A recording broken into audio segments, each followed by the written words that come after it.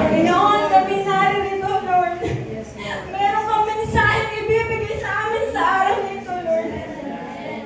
Lord, pinadalangin po namin na ang kaharian mo ay matanggap namin sa araw na ito. Sa araw na ito, Panginoon! Hallelujah!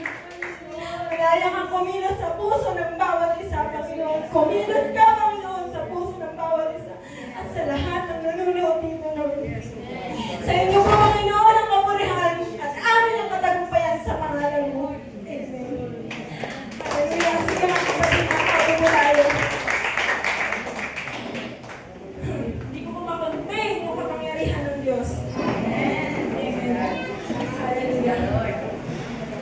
Sa hapon pong ito, yan, yung mga bagong mukha, no? Maraming salamat po sa pagpunta nyo. At ang Panginoon po ang nagdala sa inyo dito. Amen. Amen. So, magandang hapon po. Sige.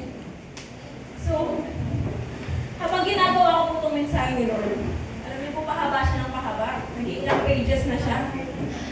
Tapos, medyo bumubulong na sabi, baka maboring mga tao, ganyan. Pero alam niyo po ano yung binigay na verse sa akin ni Lord? Ito po. Sige po, paki-flash. Ang pamagat po, The Kingdom of God. Mamaya yung kantang, din kanina, This Kingdom, kakantahin po natin yun ng ibang power after the scripture. Amen! The Kingdom of God. Sige po, paki-flash. Sorry, medyo hindi ko na po na-edit yung power. Ito po yung binigay sa akin ni Lord nung nag-worry ako na baka maboring kayo. Then He instructed me, do not seal up the prophetic words in this book, for the time is near. Mamaya malalaman niyo po yan. Ano yung for the time is near? Let the one who is doing harm continue to do harm. Let the one who is vile continue to do vile. Let the one who is righteous continue to live righteously. Let the one who is holy continue to live holy. Tagalogin po natin. At sinabi niya rin sa akin, huwag mong inilihim o pipigilan yung pagsasalita ng word of God. Bakit? Dahil nalalapit na yung araw. Magpatuloy sa pagpapakasama ang masama, pagpatuloy sa magmapakaturi at marumi, magpatuloy ang namumuhay sa kalooban ng Diyos at yung mga banal magpatuloy sa pagpapakatulan. Ano ba yung sabihin ito? Sabi sa Lord, i-preach mo lang. Yung makikinig, yung hindi makikinig, basta ikaw mag-preach ka. Amen? So ito mga kapatid, kung sa work, tumatagal tayo ng more than 8 hours, nanonood tayo ng movie, tumatagal tayo ng 2 or 3 hours, itong word of God, 1 hour lang. 1 hour lang. Sige rin natin. Sige po, hindi po ako galata. Sobrang excited lang po ako. Amen. Next, sige po. Believe, faith, naniniwala, nagtitiwala. Sa lahat po sa buhay natin, nyari yung girlfriend, boyfriend mo, sinagot mo yan kasi naniniwala ka sa words nila. Pangako yung panliligaw sa ating mahal ka niya. Totoo naman yun, di ba? Yung mag-asawa, nagpakasal kayo kasi naniniwala ka sa sumpaan nyo na magsama ko habang buhay sa hirap at ginawa. Nagpakasal kayo nakapagbayad ka kasi naniniwala ka doon. Diba? Ba't sumilig sa Kuya Carl? Sa mga estudyante, nag-aaral ng mabuti kasi naniniwala kang may magandang future kapag nag-aaral ng mabuti. Tama ba? Sa mga nagtatrabaho, ginagawa mo yung trabaho mo kasi naniniwala kang susweldohan ka. Kapag di ka ba susweldohan, tatrabaho ka pa rin ba? Diba hindi? Okay. So, mag-pray na ako mga kapatid. In Jesus' name. So, katulad ng lahat ng libro may purpose. Okay? May kasabi ba din? Lahat ng libro may purpose. So ako, tulad ko, accountant, meron kami mga libro. Okay, so yung libro na yun, may principles, may standard. Kami mga accountant, hindi pwedeng mag-suggest kapag mag-work kami nasasabi namin, ito feeling ko yung tama eh. Hindi pwede. Lahat ng ginagawa namin dapat align sa standard. Okay? So lahat naman ng profession ganun, di ba? Teacher, engineering, ano na yung law, dapat nasa batas. Doctor, lahat, book of grammar, dapat yung grammar mo, nandun sa book. Okay? So ganun. So, kung about sa buhay, about kay Lord, about sa'yo, ano dapat binabasa mo? Bible. Amen? So mga kapatid, Next.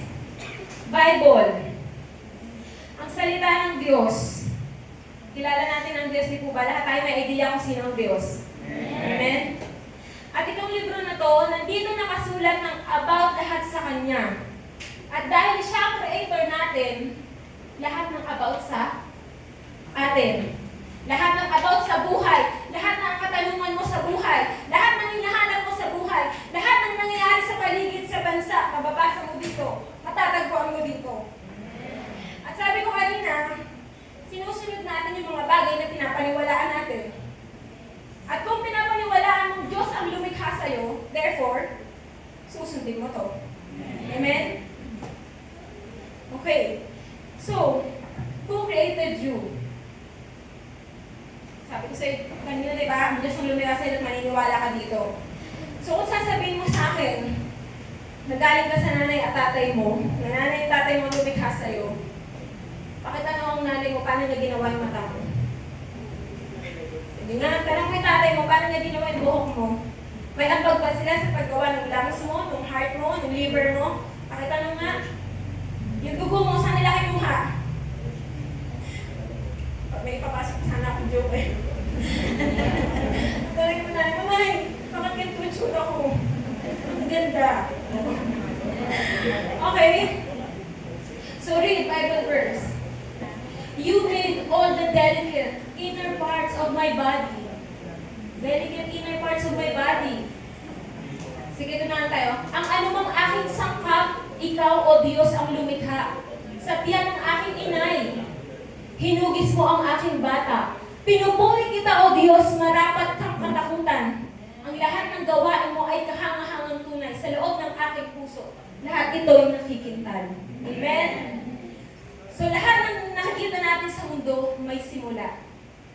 Tao, halaman, hayop, araw, buwan, lahat. Sa Bible, sa Book of Genesis, ang Diyos isang beses lang lumikha. At lahat ng nilikha ni Lord may capable na mag-multiply sa sarili niya. Ganon kagaling ang Diyos. Amen? Basahin natin. Sige po, next. Ano ba agad? Ba't pabalik na ako? Sige, down. Down. Down. Ayan, tama. Genesis 1:20. Magkaroon sa tubig. Imagine niyo po ang earth dati wala. Color black. Madilim. Color black. Madilim. As in wala. Empty. So ganito po nilikha ng Diyos ang earth. Nasa Bible din po lahat. So tayo umusbong na lang sa earth. Pero naisip niyo ba paano nagsimula ang lahat? Nasa Bible po lahat. Okay? Hindi po ako galit sige naman Sinabi ng Diyos, magkaroon sa tubig ng maraming bagay na may buhay at magkaroon din ng mga ibon sa ipakawid. Nilikha ng Diyos ang mga dambuhala sa dagat. So lahat ng nakikita mo, Diyos ang lumikha. At lahat ng bagay na nabubuhay sa tubig. Gayon din ang lahat ng uri ng ibon. Nasiyahan ang Diyos ng ito'y mamasdan. Pinagpala niya ang mga ito at sabi ko may kakayahang mag-multiply. Magpakarami ang lahat. See, inuutusan lang ni Lord. Yung mga hayop, yung mga isda na magpakarami, inuutusan lang ni Lord. Magpakarami ang lahat ng bagay na nabubuhay sa tubig at punuin ang karagatan. Magpakarami ng mga ibon at punuin ang daigdig. Lumipas ang gabi at sumapit ang umaga. Iyon ang ikalimang araw. Amen? Next, so daigdig. Next, the creation of mankind. Paano tayo nilikha? Okay? Hindi ko na talaga na-edit. Next. Ito po. Pagkatapos, sinabi ng Diyos, ngayon, likhain natin ang tao ayon sa ating larawan, ayon sa ating wangis. Tingnan niyo po yung wangis ng Diyos. Tingnan niyo po yung larawan ng Diyos sa katabi niya. Ito pa po. Likhain natin ayon sa ating larawan, ayon sa ating wangis. Sila ang mamamahala. Pansinan niyo pa yung mga naka-highlight. Sila ang mamamahala sa mga isda, sa mga ibon, sa ipapawid, at sa lahat ng hayop, maging maamo o mailang, malaki o maliit. Nilalang nga ng Diyos ang tao ayon sa kanyang larawan. Sila'y kanyang nilalang na isang lalaki at isang babae, at sila'y pinagpala niya. Sinabi niya sa tao, magpakarami. Dumami na ba tayo? Sobra. Okay, magpakarami kayo.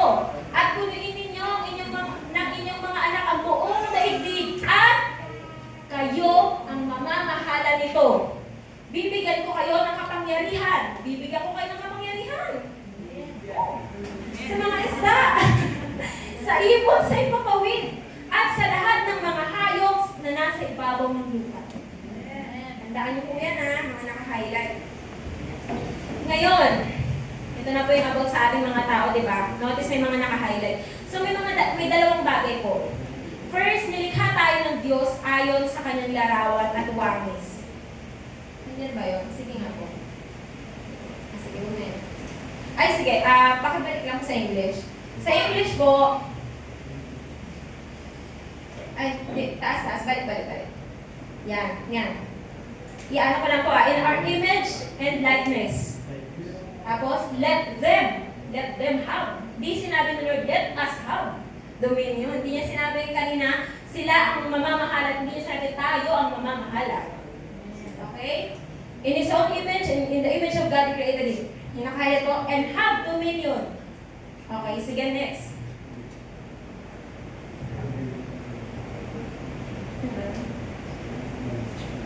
Okay. Sige. Ay, back na. Sorry. Baba.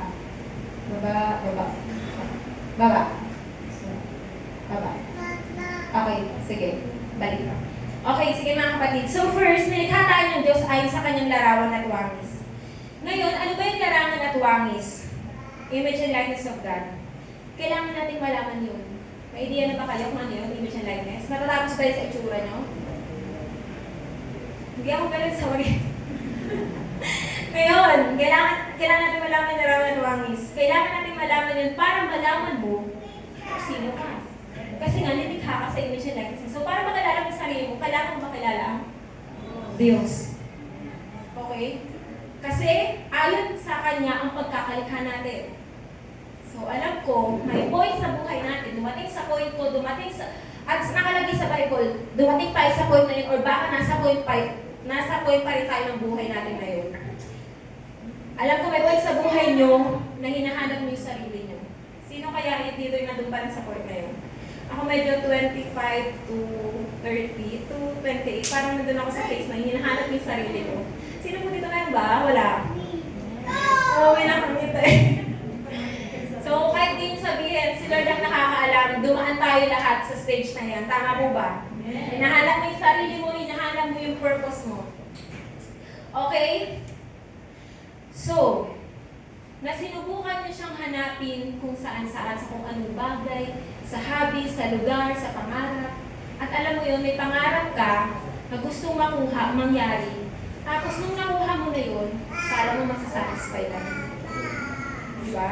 Pero nung naabot mo, nakuha mo, sabi mo parang may kulang. May hinahanap ka pa rin. At alam mo kung ano yun? Alam mo kung sino yun? Si Lord. Amen. Bible verse. Ayan. Awit 42. Kung paanong batis ang siyang hanap ng isang usa. Gayon, hinahanap ang Diyos ng uhaw kong kaluluwa. Hinibigay sa inyo ni Lord yung sagot ngayon. Nananabik ako sa Diyos na buhay, walang iba. Kailan kayo maaaring sa presensya mo'y sumimba. As sa English po, as the deer, kaya yung kantang yun, lahat ng kanta nasa Bible as the deer longs for streams of water, so I long for you, O God. I thirst for God, the living God. Di lang basta Diyos, the living God, iisa lang yun. When can I go and stand before Him? Okay? So again, bakit hinahanap mo pa rin ang sarili mo? Bakit hindi mo siya matagpuan sa kahit ano? Bakit walang satisfaction? Kasi nga, ang pagkakalikha sa'yo ay sa image and likeness ni Lord. Hindi sa kahit ano pa man. At makilala, mahanap mo lang ang sarili mo. Pag hinanap mo, ano mo nga hanap ang sarili mo? Pag hinanap mo ng buong puso mo, ang source ng image and likeness mo. Okay? At ayan ang Diyos. Pag hinanap mo ang Diyos. Okay, next. Deuteronomy 4:29, but from there you will search again for the Lord your God. Ayan yung hinahanap ng puso nyo, walang iba. Sure na sure yan. And if you search for Him with all your heart and soul, you will find Him. Gayunman, matatagpuan ninyong muli si Yahweh kung siya'y buong puso niyong hahanapin.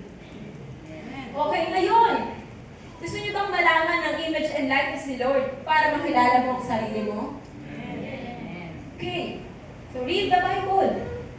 Basahin natin ang Bible para makilala natin ang sarili natin, makilala natin ang Diyos. Kasi dati mga kanina, lahat ng about kay Lord, nasa Bible. Pero, syempre, bibigyan ko kayo ng konti ngayon. So, image. Sige, next. So, image and likeness. When we say image, it's not about physical resemblance, kasi God is a spirit. When we say image, it's about dominion. Kanina sabi ko, sa lahat, so dominion, ito yung nag-set apart sa atin sa lahat ng hayop at nilikha ni Lord. Sa lahat ng nilikha ni Lord, katulad ni Lord, kaya nating mag-manage. When we say dominion, manage. Okay? Sabi sa verse, mamahala ng hayop ng animals lang. Yun, mamahala ng hayop. So, animals lang ang walang kakayahang mag-manage. Okay? So, lahat tayo may kakayahan. Okay? Next, so sa nilikha ni Lord, another sa image, communicate. Sa nilikha ni Lord, tayo lang ang may kakayahang makipag-communicate sa Kanya. Binigay sa atin yung likeness, ay yung image na yun. Next, likeness, mentality. Freedom, free will. So alam nyo na, bakit tayo may free will. Kasi katulad ng Diyos, may kalayaan tayo umili.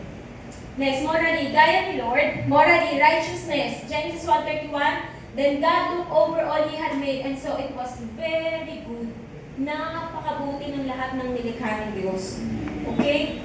So socially, fellowship, relationship, love, Genesis 3:8, it is not good for a man to be alone. Nasa sa atin, inborn po yun na naghahanap tayo ng relationship, ng masayang relationship, ng family, ng friends sa katawang sa buhay. Kasama sa likeness na binigay ng Lord. So, yan po yung original na pagkakalikha sa atin ng Diyos. Okay? Napakabuti. Pagsabi nga po natin, napakabuti. Napakabuti. Sorry, Pina. Family, may family. Okay. So, ayun na nga, napakabuti sinabi niyo kanina. So, saan ang galing ang kasamaan? Sige, next. In the beginning, God created the heaven and the earth. Sabi sa inyo, dark pa lahat. Pero in the beginning, God created the heaven and the earth. Sabi sa Genesis, in the beginning, God created the heaven and the earth. Merong nagmalaki. Gustong pumantay sa Diyos. May free will din kasi eh. Kaso, pinili pumantay sa Diyos. Bible verse. Ito na po. Kilala po natin kung sino yun. Si Lucifer, Satan. Anong nahulog ka mula sa langit o tala sa umaga? Anak ng umaga, paano ikaw ay lumagpak sa lupa? Saan mo siya lumagpak?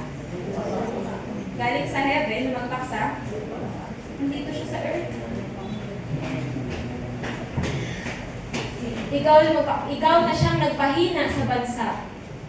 At sinabi mo sa iyong sarili, ako'y sasampa sa langit, aking itataas ang aking luklukan sa itaas ng mga bituin ng Diyos, at ako'y uupo sa bundok ng kapisanan sa mga kadululuhang bahagi ng hilagaan. Ako'y sasampa sa itaas ng mga kaitaasan ng mga alapa, at ako'y magiging gaya ng kataas-taasan. Nagmalaki, nagmataas. Ang ginawa ni Lord? Tinapos. Yes, sir? Okay. So, ano po ibig sabihin? Kanina sabi natin, tayo ang mamamahala. So, mga kapatid, we hold the management. Ang nasa atin lang, management.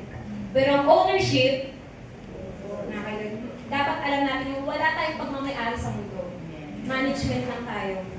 Okay? So, we are created in His image and likeness. In-specify natin yung nakapaloob doon sa image and likeness, pero walang papantay sa Kanya.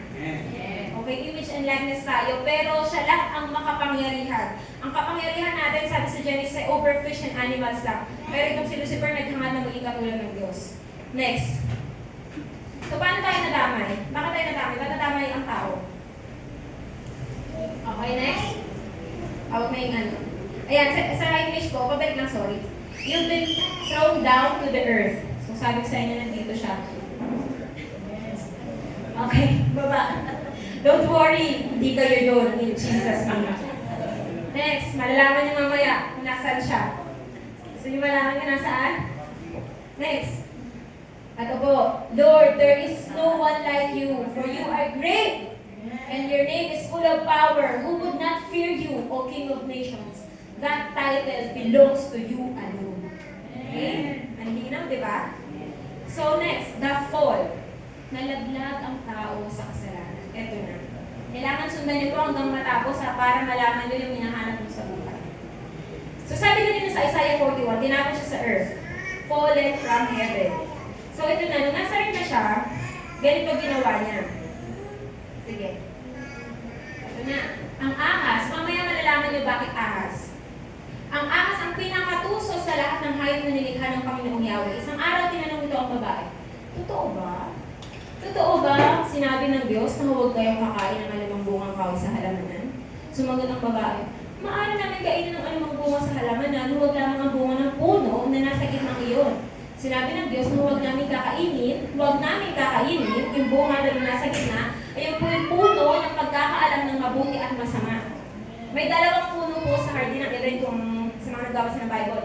Unang puno, yung puno na nagbibigay ng kaalaman ng mabuti at masama. Yung pangalawa, yung puno ng buhay. Ang hindi pinapakain ni Lord, yung knowledge of good, yung knowledge of good and evil. Okay? Sabi na, huwag mong kakainin or huwag mong ihipon ang bunga nito. Kung kami raw ay kakain ito, pakibasa po? Pakibasa po? Mamamatay daw pag kinain. Ngunit sinabi ng ahas, hindi totoo yan. Hindi kayo mamamatay. Sinabi lang iyan ng Diyos. Kita niyo yun? Sapagkat alam niya kung kakain kayo ng bunga nun, ay makakaunawa kayo. Kayo'y magiging parang Diyos. Eto na naman siya. Gusto niya pumantay sa Diyos, nandadamay siya. Okay? At malalaman niyo ang mabuti at masama. Okay? So, ang ahas, malaman niyo nga bakit na may ahas. So, totoo ba? Naka-highlight. Ay, doon muna. Totoo ba? Naka-highlight, di ba? So, inatak agad niya yung belief. Yung belief, pinapaniwalaan ni Eva. Okay? Kaya yan ang number 1 sa buhay natin. Kaya nakita nyo kanina, inuna ko, believe, faith, paniniwala, titiwala. Kasi ayan yung unang atake sa atin. Ang kalaban. Yan yung unang titirahin, yung paniniwala mo, yung pagtitiwala mo. Kasi nga, sabi ko kanina, kung anong pinapaniwalaan mo, yun yung sinusunod mo sa buhay. Kung ano yung pinapaniwalaan mo, yung action mo, yun din. Nagre-reflect kung ano yung pinapaniwalaan. Hindi pwede mag-contradict yun. Okay? So, twinis niya yung truth ni Lord. Twinis niya yung katotohanan ni Lord, yung utos ni Lord. Sinabi niya lang, di ba hindi in-honor yung salita ni Lord? Walang pag-honor. Kayo yung magiging parang Diyos. Ngayon nga, nandamay pa siya. So, next. Ang punong kahoy, ito na, ano nangyari? Nung tinip niya si Eva. Si Eva ang unang tinip yung babae. Sabi ni Alden, kaya pala, kaya pala ganyan kayo mga babae. Sabi ko, okay, so, Genesis 3:6. Ang punong kahoy ay napakaganda sa paningin ng babae at sa palagay niya ay masarap ang bunga. Palagay niya, ito po, at sa palagay niya ay masarap ang bunga nito. Naisip din niya na kahanga-hanga ang maging mauna. Kaya pumitas siya ng bunga at kumain ito. Binigyan niya ang kanyang asawa at kumain dito. Sa English, the woman was convinced. She saw that the tree was beautiful and its fruit looked delicious, and she wanted the wisdom that it would give her. So she took some of the fruit and ate it. She gave some to her husband who was with her, and he ate it too. So po, sabi, sa palagay niya masarap. Sarili niyang understanding. Nakalimutan niya yung inutos ni Lord. Diba? She wanted the wisdom it would give her. Hindi nakikinig si Eva. Hindi nakikinig kay Lord. Ang sabi ni Lord, yung puno is magkakaroon ka ng kaalaman ng mabuti at masama. Hindi wisdom. Magkaiba yun. Wisdom and knowledge, ano pinagkaiba? Knowledge is information. Wisdom is application ng knowledge. So, nonsense yung knowledge mo kung hindi mo ina-apply. That is wisdom. Okay? So, kung karunungan ang hanap mo, hindi mo yan makukuha sa pakikinig kung sino-sino. Saan mo makukuha yan? Kung karunungan ang hanap mo, James 1:5, if any one of you lacks wisdom, you should ask God. Si Lord lang ang source natin ng karunungan. Kung ayan ang hanap mo, hindi mo makakita dito sa mundo. Who gives generously to all with given to you. Basta kay Lord mo siya hahanapin. Napakalinaw mga kapatid. Amen. So next, yun na nga, kinain na, bumagsak si Satan sa earth, tinukso ang babae, pinakain din sa lalaki, nadamay. Anong naging kaparusahan? Ang kaparusahan. Sige, next. Ay, sige, back muna. Ang kaparusahan. So in short, going back, kinain na ibang prutas, sumuway sa utos ng Diyos. Ito po. Si Adan at Eva ay mga hubad. Hubad sila. Nung nilikha, walang damit. Okay? So, pero nung moment na sumuway sila, nung kinain nila yung prutas, ang unang nangyari, ito po, aware sila na hubad sila, pero wala lang sa kanila. Okay?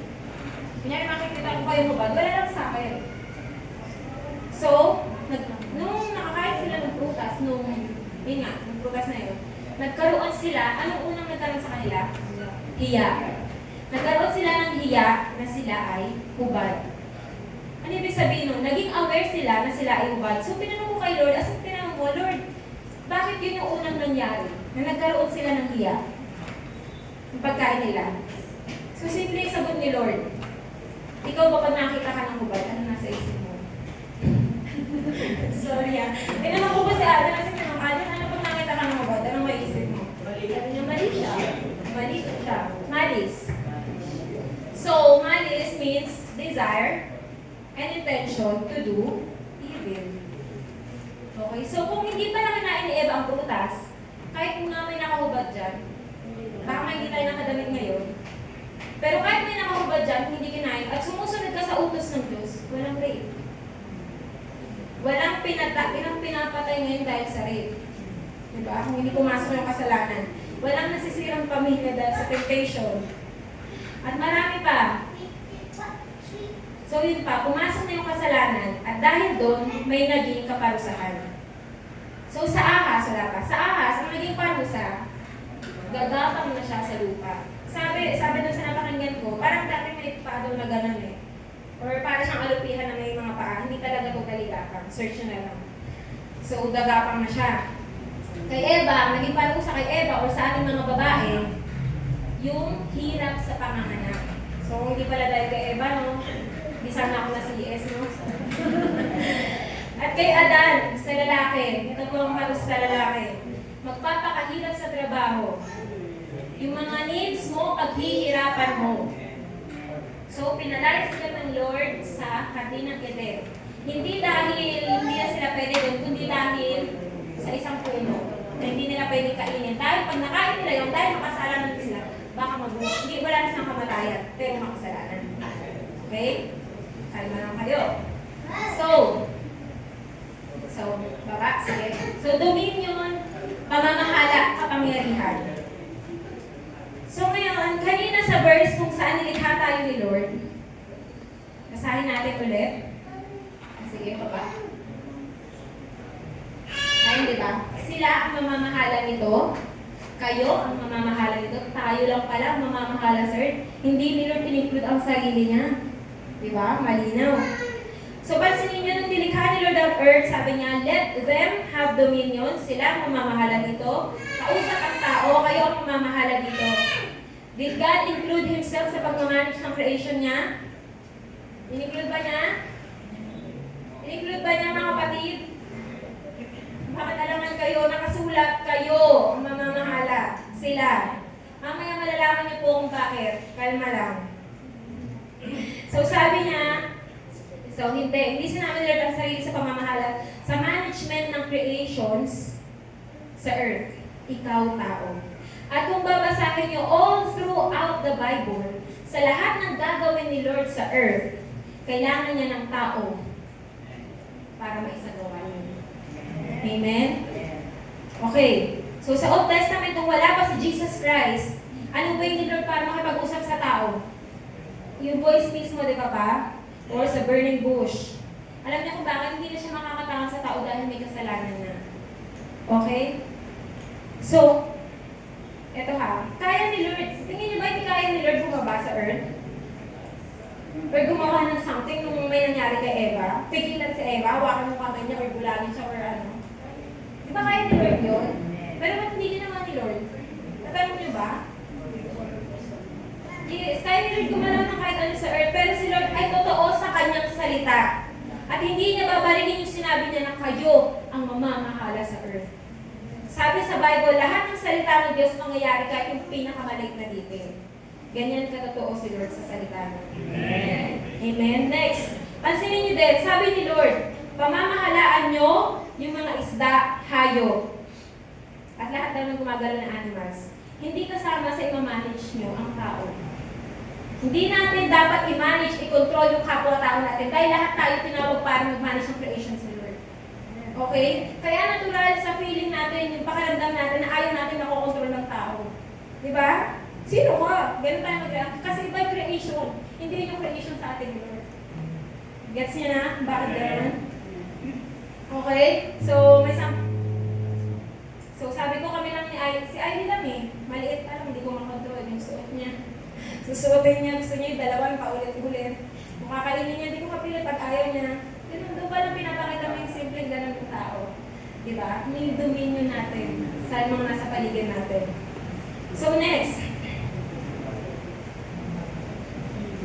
Okay, so, next. Napapataan ng kapatid? Yes! Ay, mabilis sa tama lang. Tama lang. Sabi ko yan Lito, tama lang. Ni Brother Lito, nice to see you po. Okay, the fall. Nakaka-bless. Okay, sige, baba. The fall. Nalaglag ang tao sa kasalanan.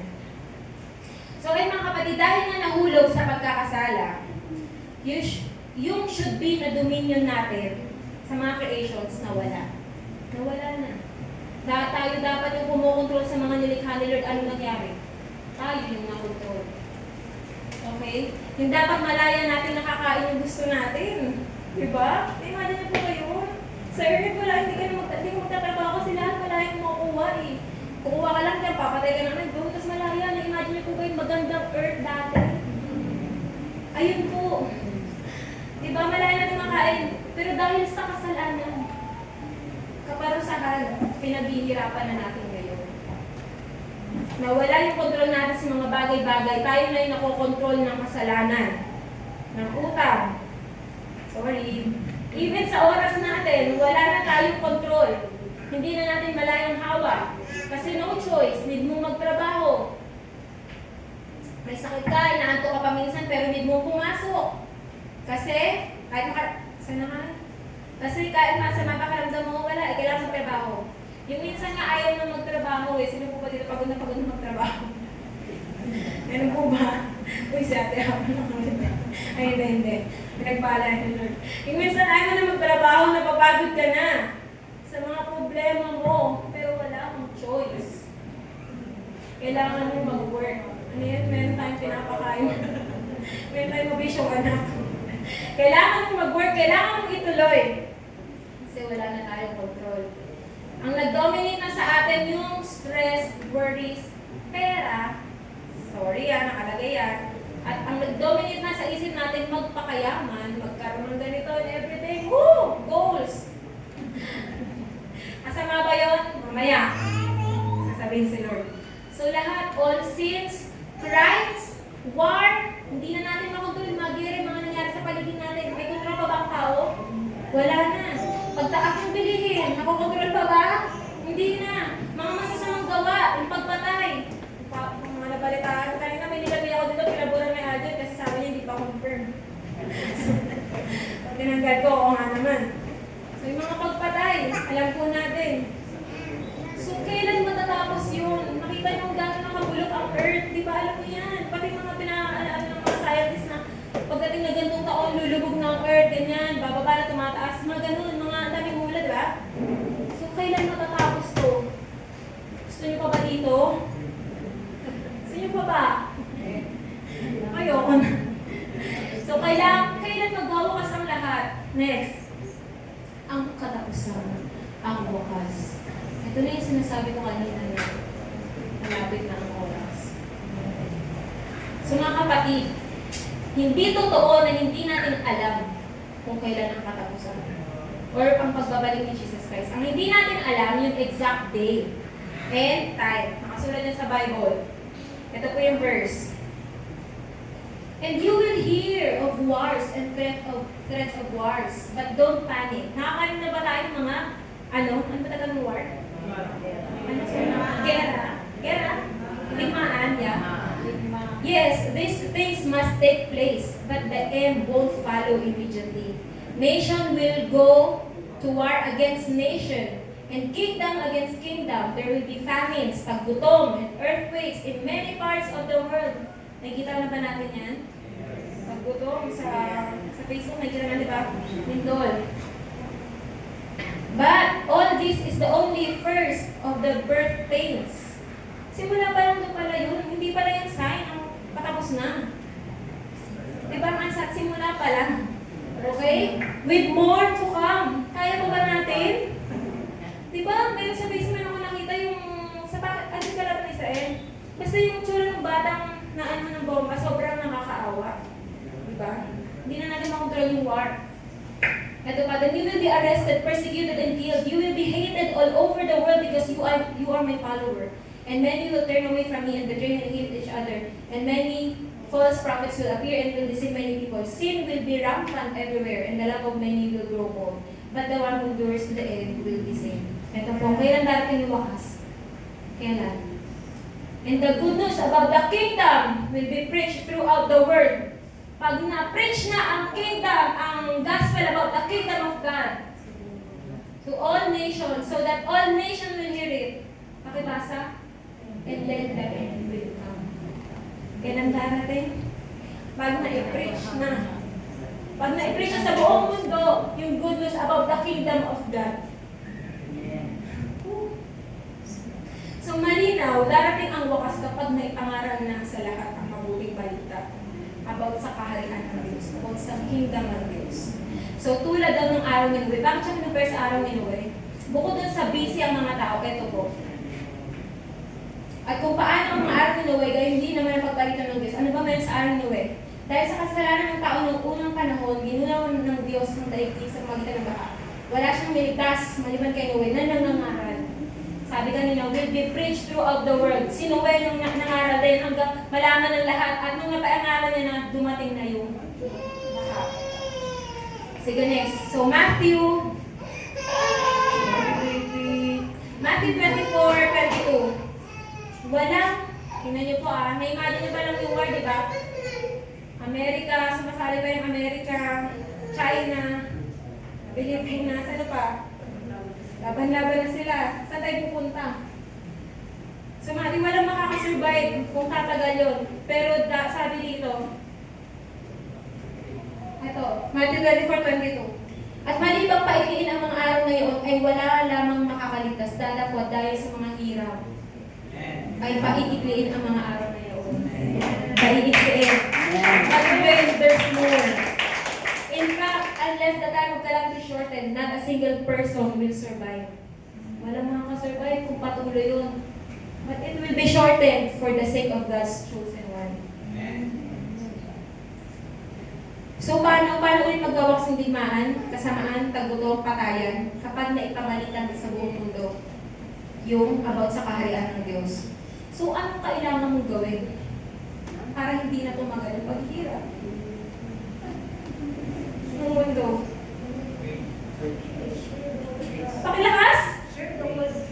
Preach the word of God. Paiiglain tayo sa mga hinirang. Paano magkakaroon ng mga hinirang? Paano magkakaroon ng pipilinan kung hindi tayo magpipreach? Kung hindi natin ipapamalit tayo about sa kingdom of God. Okay? So, kailangan natin i-preach. Kaya kung totoong nandun yung awa nyo sa mga namamatay, kung totoong nandun yung awa nyo, dahil nakasulat sa Bible, yung pag-ibig natin sa nangyari sa paligid, keep preaching. Keep preaching. Keep sharing. Okay? So may tanong ako sa inyo. Sinong gustong pumuntang langit? Sorry. Sorry Pakita, sino gusto mo? Sorry mo tatawa. Sino gusto mo pumuntang langit? Bago na nagtatas ng kamay! Bakit? Ha? Sige, next. Walang magtaas. Si Kuya. Sorry.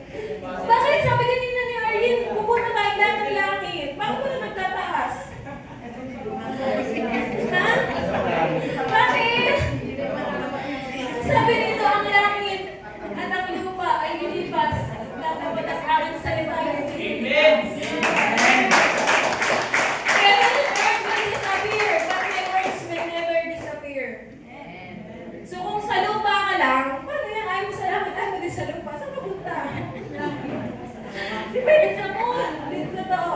Sorry. Sa Mars. Kaya po, hindi. Ito po, nasa Bible po, sa Bible punta. Okay, excited ako. So kung sa langit ka, lilipas ka din. Kasi malinaw. Ngayon lang ba nagsingkin sa inyo to? Amen. Nalilipas din ang langit? Amen. So, alam niyo kung bakit? Kasi hindi pagpunta sa langit ang goal ni Lord. Mamaya na kayo mag-react kung bakit, ha? Mamaya na. Kalma lang. Ang goal ni Lord, ano ulit? I-preach ang good news about the kingdom of God. At ito, yung gospel. Mamaya na mag-react about sa death, burial, and resurrection. Ipapasok ni Lord yan. Naka-align yung lahat. So, ang gospel is the good news. Ang magandang balita is the kingdom of God. Ang paghahari ng Diyos. So, basahin niyo sa Bible.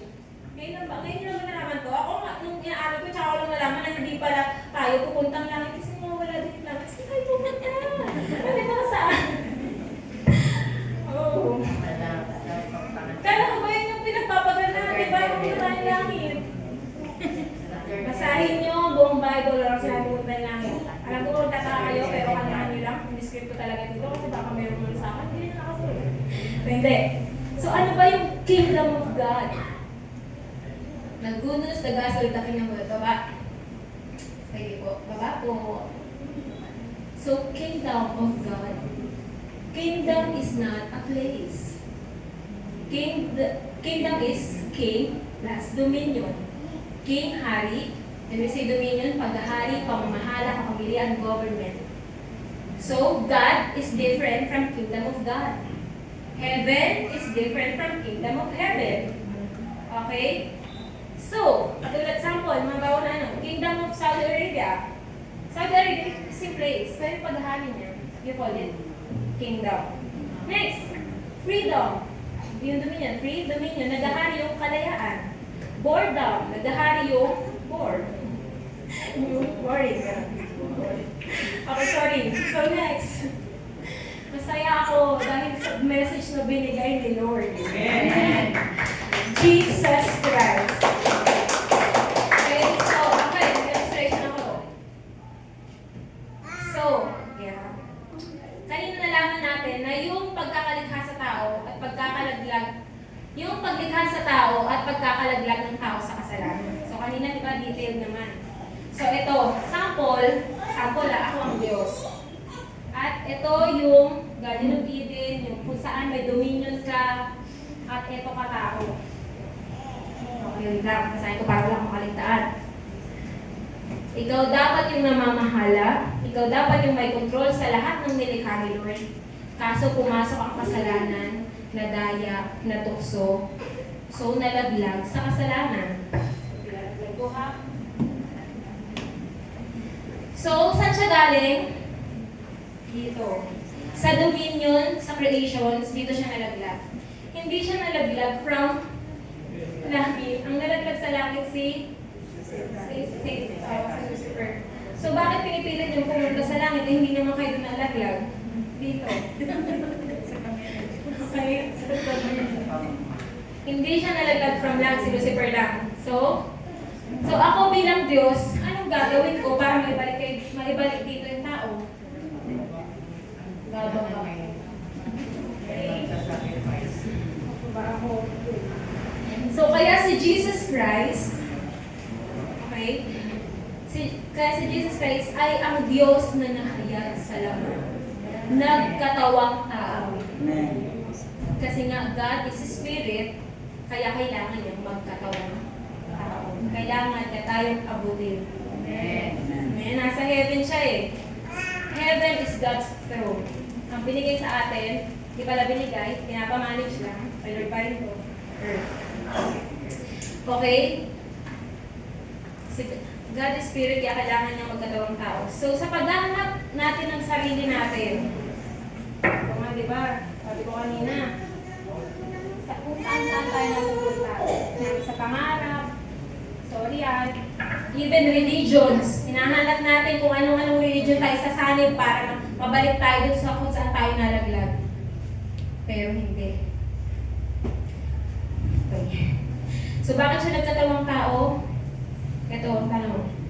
Another question. Bakit siya nagkatawang tao? Ay again, Diyos naman siya. Pwede niyang i-redeem yung tao. Bakit hindi na lang basta paganahin yung kapangyarihan niya? Kasi si Lord, again, bakit? May na kayo ulit-ulit. Kasi si Lord, totoo siya sa salita niya. Hindi niya mabalin yung sinabi niya na tao ang mamamahala sa earth. Human will have dominion over the earth. Okay, sige, next. Okay. Wala nga, hindi niya babaliin yung sinabi niya na ang tao ang may pamamahala, authority, management sa earth. Never babaliin ni Lord yan. So, next, human. So, yung word na human, dalawang word yan na pinag-combine. Humus, dirt, alabok. Diba? Galing tayo sa alabok. So, diba pag ang tao, pag namatay, bumabalik din sa dust. Man, spirit, from Hebrew word ish. At nilalang ng Panginoon Diyos ng tao sa alabok ng lupa. Kung di nyo alam yan, doon galing si Adan. Kaya din tayo bumabalik sa lupa. At hiningaan ng kanyang mga butas ng ilong ng hininga ng buhay. At ang tao ay naging kaluluwang may buhay. Okay? So, sa lahat ng nilikha ni Lord, tayo lang ang... Sa lahat ng nilikha ni Lord, tayo lang ang may spirit. Animals, plants, walang spirit. At sa lahat ng spirit, so may ibang spirit, no? At sa lahat ng spirit, yeah.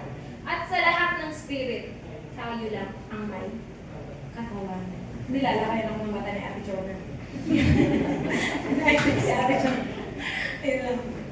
So, ang binigyan ng authority ni Lord na mag-manage sa earth tayo. Tayo lang yung legal na espiritu na nandito sa earth. Kasi we have body. Okay, so naging legal tayo sa earth kasi we have body. Kaya kapag namatay yung body natin, wala na din tayong silbi sa earth. So, napakahalaga ng katawan. Kaya ganun na lang si Lord ka-specific sa pag-iingat ng katawan kasi may purpose to. Matulog ka ng maaga, yung tamang pagtulog, yung stress, yung kinakain mo, kaya ganun. Pa-specific si Lord. Kasi may purpose yung body natin. Hindi mali yung katwiran na gagawin ka na. Sige. Sige, pigilin. So, earth is physical, tangible, visible, versus heaven na intangible, invisible. Okay, heaven. So, ang legal lang na spirit na nasa earth ay yung may katawan, may body, humus. And that is us, human. Tayong tao. So, angels too. Mga angels, they're only spirit. Pero nandito lang sila sa mundo pag may purpose, pag may gagawin. Okay? Kasi nga, sila ay servant para sa tao. Hebrews 1:14, therefore, angels are only servants, spirits sent to care for people who will inherit salvation. So, totoo may anghel. May mga anghel tayo. Pwede natin silang utusan. Sabi yan sa Bible. Basahin mo. Okay? Angels. Ang angels nandito lang pag may purpose, pag inutos ni Lord, puntahan. Sa Bible, di ba mababasa niyo? Okay? And that is why, yung mga spirit na nandito sa earth na walang katawan, they are illegal and they are called demons. Mga hinulog. So, nandito ba sila? Nandito ba sila? Yes! Nakatago sila dyan sa pinto eh. At kinakabahan at nangangatog na sila ngayon. Dahil maraming makakaalam ng salita ng katotohanan ng salita. Hindi na ako natatakot kay aming pulo. Hindi na ako natatakot. Dahil ang Espiritu ng Diyos ang nasa atin. Wala na kapatid sa atin. Kaya we can cast out demons. Sa pangalan ni Jesus. Sa pangalan ni Jesus. Woo! So, ito na nga. Dahil wala siyang katawan, dahil walang katawan ng demonyo, anong ginawa niya? Nakipag-negotiate sa ahas. Yun na. Guess niyo bakit ahas? Kasi yung ahas, pumayag siya na gamitin yung katawan niya. Diba? Para ma-deceive yung tao. Kaya sinumpa yung ahas. Okay? Therefore, ikaw na may katawan na binigyan ng authority ni Lord ay may kapangyarihan dito sa earth na palayasin ng masasamang espiritu sa pangalan ni Jesus. Dahil ikaw may katawan at sa pangalan ni Jesus kaya hindi ka dapat matakot. Authority ni Lord. Galing kay Lord yung authority mo. Okay? So, next. So, sabi ni Lord sa serpent, sa ahas, kayo ng babae aking pag-aawayin. Binhi mo't binhi niya'y lagi kong paglalabanin. Ang binhi niya ang dudurog sa iyong ulo at sa sako niya ikaw ang uuklaw. Paparaphrase ko po Paraphrase. Alam mo, Satan, hindi pa ako makakababa ngayon. Dahil alam mo yung sinet up ko. At totoo ako sa salita ko. Na human lang ang may authority sa earth. Pero kayo ng babae pag-aawayin ko. Babae ang ginamit mo, babae din ang gagamitin ko para makapunta ako sa earth ng legal, ng may katawan. Jesus Christ! Ang binhi na ang dudurog sa iyong ulo. No power over this place. Amen. Jesus Christ. Jesus, yung tao, Christ, yung spirit. Okay, yung spirit part niya. Okay, Bible verse. Next. Sinabi niya sa tao, makakain mo ang alinmang bungang kahoy sa halaman, maliban sa bunga ng punong kahoy na nagbibigay ng kaalaman tungkol sa mabuti at masama. Huwag na huwag mong kakainin ng bungang iyon sapagkat sa araw na iyon ay mamamatay ka. Mamamatay ka. Itong katawan natin, nung kinain ni Eva ni Adan, na subject na siya sa kamatayan, pero kung hindi walang kamatayan kung sabi sa Bible. So kung hindi kinain walang kamatayan itong katawan, buti, ito kasi, buti kung yung kamatayan na yun, ay flesh lang, yung basta patay lang, wala na. Sabi dito, 1 Corinthians 15:32, and if there's no resurrection, or yun nga yung kamatayan pagkabuhay, ito yung sinasabi ng mga tao, hindi nakakaalam, let's feast and drink, for tomorrow we die. Ano yan? YOLO, we only live once. So, wag daw. Don't be fooled by those who say such things, for bad company corrupts good character. Think carefully about what is right and stop sinning. For to your shame I say that some of you don't know God at all.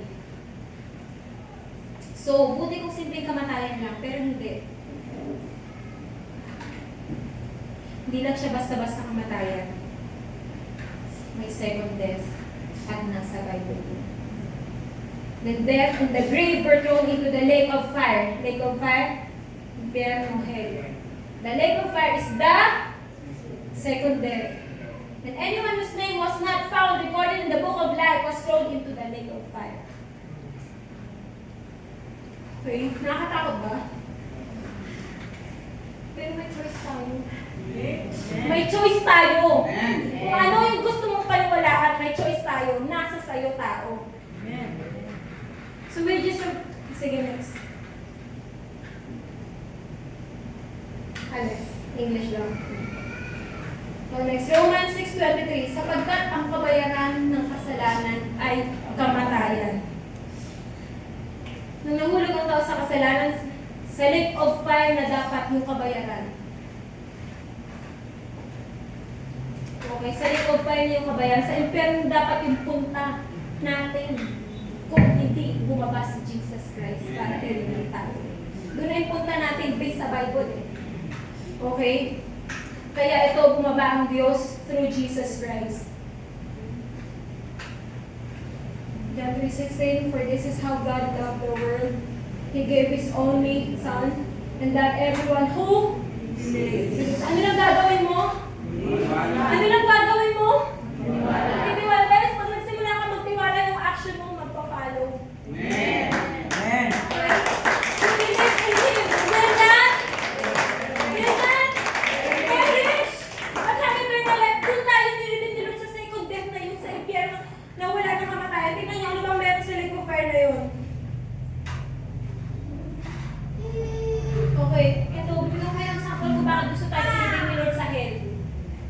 But when the Son of Man comes in His glory and all the angels with Him, then He will sit upon the glorious throne. All the nations will be gathered. Ito daw yung darating, babalik na si Jesus Christ. Yung pagbalik ni Jesus Christ. All the nations will be gathered in His presence. And He will separate the people as shepherds separate the sheep from the goats. He will place the sheep at the right, and yung mga goat sa left. Nandito ako sa left. So then the king will turn to those on the left. So yung mga nasa mga goat, mga kambing, mga balimbing, mga hindi na mabili ng tama. Ayaw ni Lord noon. Kung di ka daw mainit o malamig, ayaw ni Lord ng maligamgam. Kasi pag pinagsasama mo, ibig sabihin masama. Diba? So, anong mangyari doon sa mga nasa left? Then the king, ang Diyos, will turn to those on the left and say, away with you, you cursed one, into the eternal fire, prepared for the devils and his demons. Ayun yung walang kamatayan. Ang ano yan, mamamatay ka, pero pag nandun na yung tao, wala nang kamatayan, susunod lang siya ng tuloy-tuloy at yung mga uod, mga ganun. Doon tayo gusto ko iligtas nila. Nai-imagine niyo ba yun? They will go at eternal. Walang katapusan. Sabi, ano ba yung verse pa? Kahit hanapin pang mamatay, wala na. Tapos na. Kasi nga nandito yung chance habang nasa earth tayo upang mamili.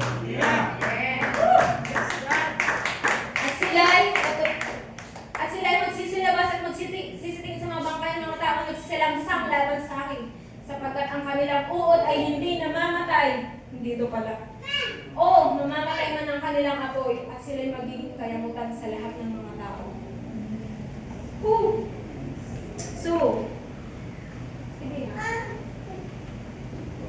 So, dyan ulit, di ba? Walang bayad. Yung ginawa ni Lord, walang bayad ang kaloob ng Diyos. Ulit, sapagkat ang kabayan ng kasalanan ay kamatayan. Ngunit ang walang bayad na kaloob ng Diyos ay buhay na walang hanggan kay Kristo ng ating Panginoon. Bakit walang bayad? Siya na yung nagbayad. Tayo dapat yun, pero siya na yung nagbayad. Okay, doon dapat yung puta, pero siya na yung nagbayad. Ano na lang gagawin mo para hindi ka magbabayad eh? Ano na lang gagawin mo? Believe. Okay? Ay, patingin na. Text mo na. Ay, balik. Ayan, believes. Okay, sige. So, diba, walang bayad. Hindi ka tulad ng kasalanan, kamatayan mo ang kapalit. Dito si Lord na napakabuti. Amen. Next. So, Pilipino lang. Ang goal ko sa buhay ay makapasok sa paghahari ng Diyos. Sabihin nga natin, basahin natin sabay-sabay. Ang goal ko sa buhay ay makapasok sa paghahari ng Diyos. Maglang ikaw, damay niyo ang lahat ng tao ang mahal niyo sa buhay at lahat ng tao sa buong mundo. Amen. Bakit pakipasa po? Ang goal namin sa buhay ay makapasok kami sa paraan ng Diyos. Amen. So basahin po natin, paano tayo makakapasok sa kaharian ng Diyos? Next. Again, sabi ko po kanina, kingdom is not a place. Baba natin. The kingdom of heaven is at hand. Iba't ibang version po yung nilagay ko. Nung si Jesus, magsisimula na siyang mag-preach, ito yung unang statement niya. Ano kayo dyan? So, Matthew 4:17. From that time on, Jesus began to preach. Repent, for the kingdom of heaven has come near. Present perfect tense. Ano yung present perfect tense? Nangyari na at ngayon nangyari pa rin. Okay? So hindi sabi, papalapit pa lang, nangyari na, eto na ako. Mula noon ay nagpasimula mangaral si Jesus at nagsabi, mangagsisi kayo sapagkat malapit na ang kaharian ng langit. Is near. Malapit na, hindi sinabi papalapit. Malapit na. Parang kunyari, sila Sister Anna May, kung lumipat ng bahay, tatatagalin niyo, saan sila nakagay? Hindi na sila malapit na. So eto na. Diba? Yung pagbawa ni Jesus Christ, yun agad yung sabi niya, eto na ako. From then on, Jesus began to preach. Lahat ng version. Kingdom of heaven is near. Kingdom of heaven is at hand. Eto na. So bumaba ang langit dito sa lupa. Paghahari ng langit, bumaba sa lupa. Okay? So ngayon, dahil nga ang understanding natin dati sa kingdom of heaven, ay langit mismo na doon tayo pupunta. Sabi natin, darating na si Lord, pupunta tayong langit, pero kanina hindi ganun taas. Makunin tayo ni Lord, magsisi tayo. No, heaven will pass away. Ngayon, na-excite na ba kayo saan ba talaga tayo pupunta? Na-excite na ba kayo? Sino ba pumunta doon? Preach the word of God. Para matapos na. Hallelujah. So sabi ko sa inyo kanina, saan nalaglag si Eva at Adan? Sa dominion, sa paghahari ng Diyos sa kanya. Doon siya nalaglag. So nung binigay sa atin yung authority to manage, dominate, na wala yun. Okay? Sige, nawala. Di ba? Sinumpa si Adan? Sinumpa si Adan at si Eva na maghihirap sa pagtatrabaho. Makinig po tayo mga kapatid ha. Sundan po natin. Dahil after nito, dapat nahayo tayo at ipapamalitan natin ng good news. Para lahat tayo matapos na ang paghihirap dito sa earth. That's the goal. Okay, di ba sinumpa si Adan at Eva na maghihirap ang sa trabaho? Na dapat hindi tayo naghihirap ngayon sa trabaho. Dapat tayo ang may kontrol ng lahat. Dahil ayun yung binigay ng authority sa atin ni Lord. Nawala sa atin yung paghaharing dominion ni Lord dahil pinasok ng kasalanan. So bakit sinabi ni Jesus na ito ang paghahari ng Diyos o paghahari ng langit? 1 John 4:6. Bakit sinabi niya na ito na ang paghahari ng langit? Dahil ako ang daan. Si Jesus ang daan, ang katotohanan at ang buhay. Sino man hindi makakaroon sa mga kundi sa pamagitan ko. Sumagot si Jesus. At sinabi sa kanya, kung ang sino man ay umiibig sa akin, ay kanyang tutuparan na aking salita at siya iniibigin ng aking ama. At kami papa sa kanya. Papa sa kanya. Okay, ayun yung dominion, ayun yung kingdom. Papa sa kanya. Maghahari sa'yo. At siya'y gagawin namin tahanan. So ano yung kingdom? Maghahari ng Diyos na sa iyo. That is kingdom.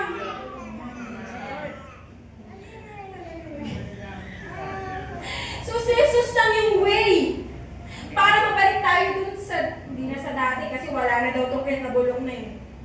Okay. So para bumalik tayo dun sa earth, okay? Ngayon, nandito pa tayo sa lumang earth. May clue na ba kayo? Sa maduming earth, sa polluted na earth, alam nyo naman yan. Diba? Alam nyo naman yan kung gaano kakaiba ang mundo. Gusto ni Lord maghari siya sa atin. Maghari siya sa atin. Sa bawat isa sa atin. Una, para matapos na yung paghihirap. Para makasama tayo. Saan? Saan mga kapatid? Para makasama tayo din sa bagong earth. May bagong earth. Oo kapatid, heaven and earth will pass away. Mawawala. Literal. Na-imagine nyo, mawawala to. Literal. Basahin nyo lahat ng prophecies. Dinidetail doon. Grabe ang Bible. Nung nalaman ko to, Saturday ba o Friday, umiyak ako. Hindi ko makontain. Sobrang, alam niyo, bakit pa yung lahat, di ba? Alam natin langit. So literal, imagine nyo ba, basahin na natin sa Bible, lahat ng prophecies, lahat ng mga hula. New, bagong langit at bagong lupa. New heaven and new earth. Niligtas tayo ni Lord sa dapat pupuntahan natin na lake of fire or hell. Dito tayo gusto ni Lord mapunta at makasama sa new heaven and new earth. Ito yung binigay na pakitain ka dyan na mangyayari sa future. Basahin natin. Revelation 21. Tapusin natin, mahaba siya, pero para ma-imagine nyo ano ba yung new earth. But finally, the earth is at rest and quiet. Tahimik ulit ang earth. Na-imagine nyo ba? Papalik sa dati. The New Jerusalem. And I saw a new heaven and a new earth. For the old heaven and old earth. Pag sinabi ng old earth, spiritual ba yan? Hindi.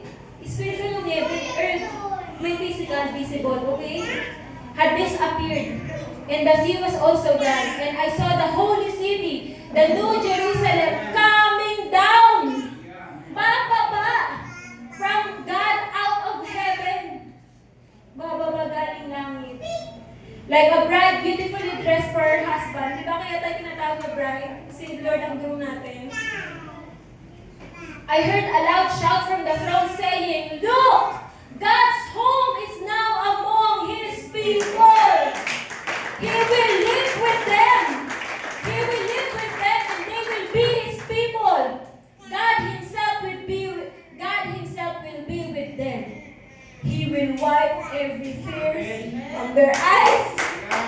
And there will be no more death or sorrow or crying or pain. All these things are gone forever." Pangitain mangyayari sa future. And the one sitting on the throne said, "Look, I am making everything new." Ginagawa kong bago ang lahat. And then he said to me, write this down, for what I tell you is trustworthy and true. And he also said, it is finished. Tapos na yung laban!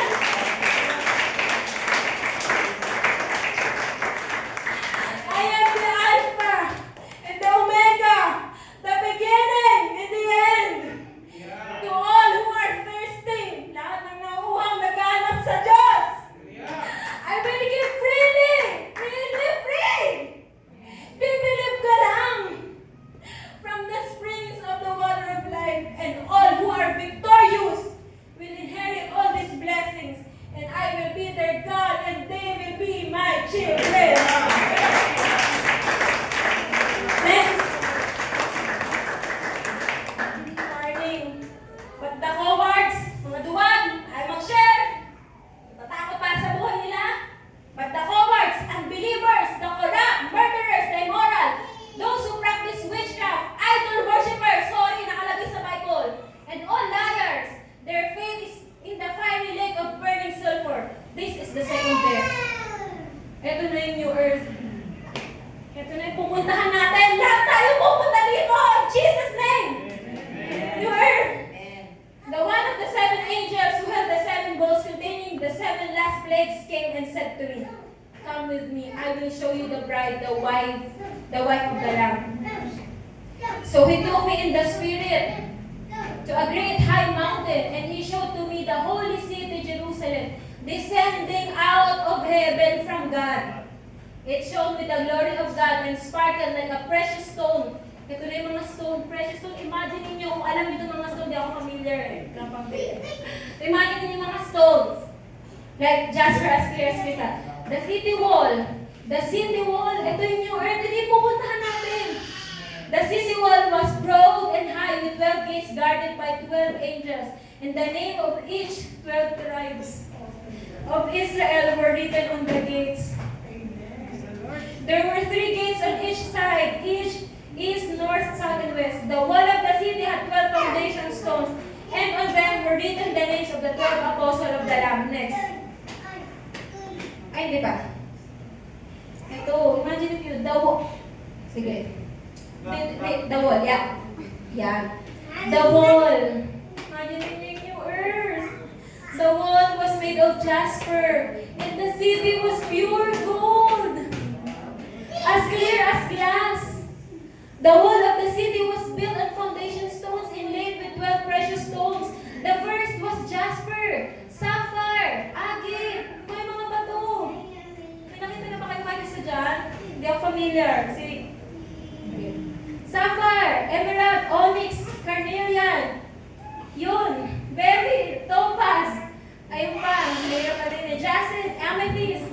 Ganun, dinidescribe. Mga mamahalin. Amen. The 12 gates were made of pearls. Each gate from single pearl, and the main street. Imagine yung street natin na binabaha. Dito, the main street was pure gold, as clear as glass. At ito pa, I saw no temple. Wala nang temple. Bakit? For the Lord God Almighty and the Lamb are its temple. Amen. And the city, ito pa, amazing. And the city had no need for sun or moon, for the glory of God illuminates the city. Enough na yung liwanag ni Lord. Hindi ba araw? And the Lamb in His light, the nation will walk in its light, and the kings of the world will enter the city and all. Alam niyo ba yung kings? Pag sinasabing king of kings, tayo yung kings. Kasi nga tayo may dominion sa earth. Kala niyo mga king lang, hindi king of kings. Tayo yung dahil tayo may dominion sa earth, Lord of lords, pero meron tayong nag-iisang hari, nag-iisang Lord. Amen. Amen. And the kings of the world will enter the city in all their glory. Its gates will never be closed at the end of the day because there is no night, walang gabi doon. And all the nations will bring their glory and honor into the city.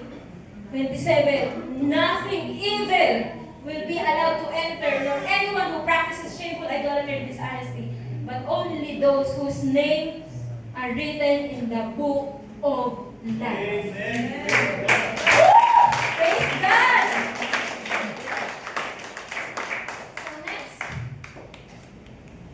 Again mga kapatid, look, God's home is now among His people. Ibig sabihin si Lord ang bababa. Hindi yung nakasanayan ng paniwala tayo ang aakyat. Si Lord ang bababa. He will live with them. Siya ay titira sa, He will live with them and they will be His people. God Himself will be with them. Hindi sinabi, we will be with Him. Okay? Ito, nung binasa ko lang to, sa bayan ng aking mahal, marami sila ito. Hindi ito totoo. So sabi ko, no conflict ba? Hindi. Kasi nasabing ganun, God's home is now among bababa. Okay? Next. So, how can we go there? Paano tayo makapunta sa paghahari ng Diyos? So, doon tayo gusto makapunta ni Lord, mga kapatid.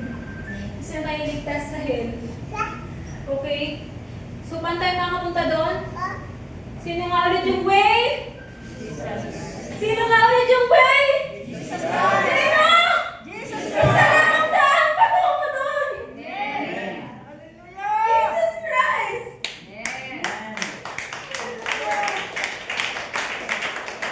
Pakibasa sabay-sabay sigaw natin! Jesus Christ, the way, truth, and the life! Okay, next. But seek ye first the kingdom of God and His righteousness, and all these things shall be added unto you. Dapat hanapin niyo muna ang kanyang maharian at ang kanyang katwiran at ang lahat ng mga bagay ito para direct sa kanya. So ito pong verse na to, nakaka-frustrate pag di natin naiintindihan. Diba? Pinangahawakan natin, Lord, sabi mo pag inuna kita, dadagdag mo lahat. Oh, sinong hindi? Pero bakit ganito, Lord? Pag nandito pa rin ako, bakit ganito? Nagsisimpa naman ako linggo-linggo, bakit? Kasi ganito, tinanong ko kay Lord yun. So, tinanong ko kay Lord, paano ba siya iaan mabuti? Lord, ano ba yung gusto mong ipasabi? Lord, paano to? Paano hanapin yung paghahari mo? So, sabi ni Lord, nasa Matthew 6:32, sabi niya, balik ka dun sa taas, nandiyan din sa chapter na yan. Paano ba to? Sinalik ako ni Lord. Di ba nasa Matthew 6:33 ako? Na-highlight kasi. Kasi bakit nasa Matthew 6:33? Kasi na-highlight yung all these things shall be added unto you. Sabi niya, balik ka sa taas. Balik ka dun sa 19. Riches in heaven. Don't store up riches for yourselves here on earth. Where moths and rust destroy, the robbers break, ninakaw, nagsira. Instead, store up riches for yourselves in heaven. Where moths and rust cannot be destroyed, the robbers cannot break it and steal. For your heart will always be where your riches are. So, nung binasa ko po yan, tinanong ko si Lord. Kasi gano'n na ito, kaya sabi, Lord, kumatok ka, maghanap ka, ibibigay niya sa buong puso. Tinanong ko si Lord, sabi ko, Lord, ano ba yung riches na gusto mong hanap? Ano ba yung riches? Ano ba yung treasure? So bago ko pa i-continue pababa, dinalik sa akin, Lord, yung tanong. Ikaw, ano bang treasure mo? Ano bang riches mo? So ano? Kaya tingnan mo, ano pa sa'yo ni Lord? Ano ba? Ito, Lord. Salita mo. Habang nandito ako, sir, ito yung yaman ko. Okay? So, sinagot ako ni Lord sa next verse. Your eyes are like a lamp for the body. If your eyes are sound, your whole body will be full of light. But if your eyes are no good, your body will be in darkness. So, if the light is in you is darkness, how terribly dark it will be. So, eyes. Basa. Okay? Kung ano yung pinapasok mo sa mata mo, which means reading. Reading the Word of God. Okay, magkakaroon ng light yung isip mo, yung puso mo, yung katawan mo mismo. Sabi ng mga doctors, alam niyo yan, ang number one cause ng sakit, pinakaugat, ano? Stress. Stress. So kung nababasa mo yung salita ni Lord, ipapaunawa sa ni Lord yung mga bagay sa paligid mo. So that mas stress. So ngayon alam niyo naman yung earth, na yun yung gusto ni Lord. Sige, wait lang. Okay, so pag may pasanaban, magkakaroon ng kapayapaan, understanding, wisdom na galing kay Lord. Matthew 6:24. Kaya lang di pa natatapos doon. Galing nga eh, para ano pala yan, alin pala yan, kala mo ano lang, parang iwahiwalay. Hindi pala. You cannot be a slave of two masters. You will hate one and love the other. You will be loyal to one and despise the other. You cannot serve both God and money. Paano? So, ibig ba sabihin nito, hindi na tayo magtatrabaho? Kasi you cannot serve both, you cannot serve both God and money. Pipiliin natin ang Diyos. Ganun ba kasimple pagkakaunawa niyo doon? Unahin natin siya, naunahin natin siya. No. Ganun din mga kapatid.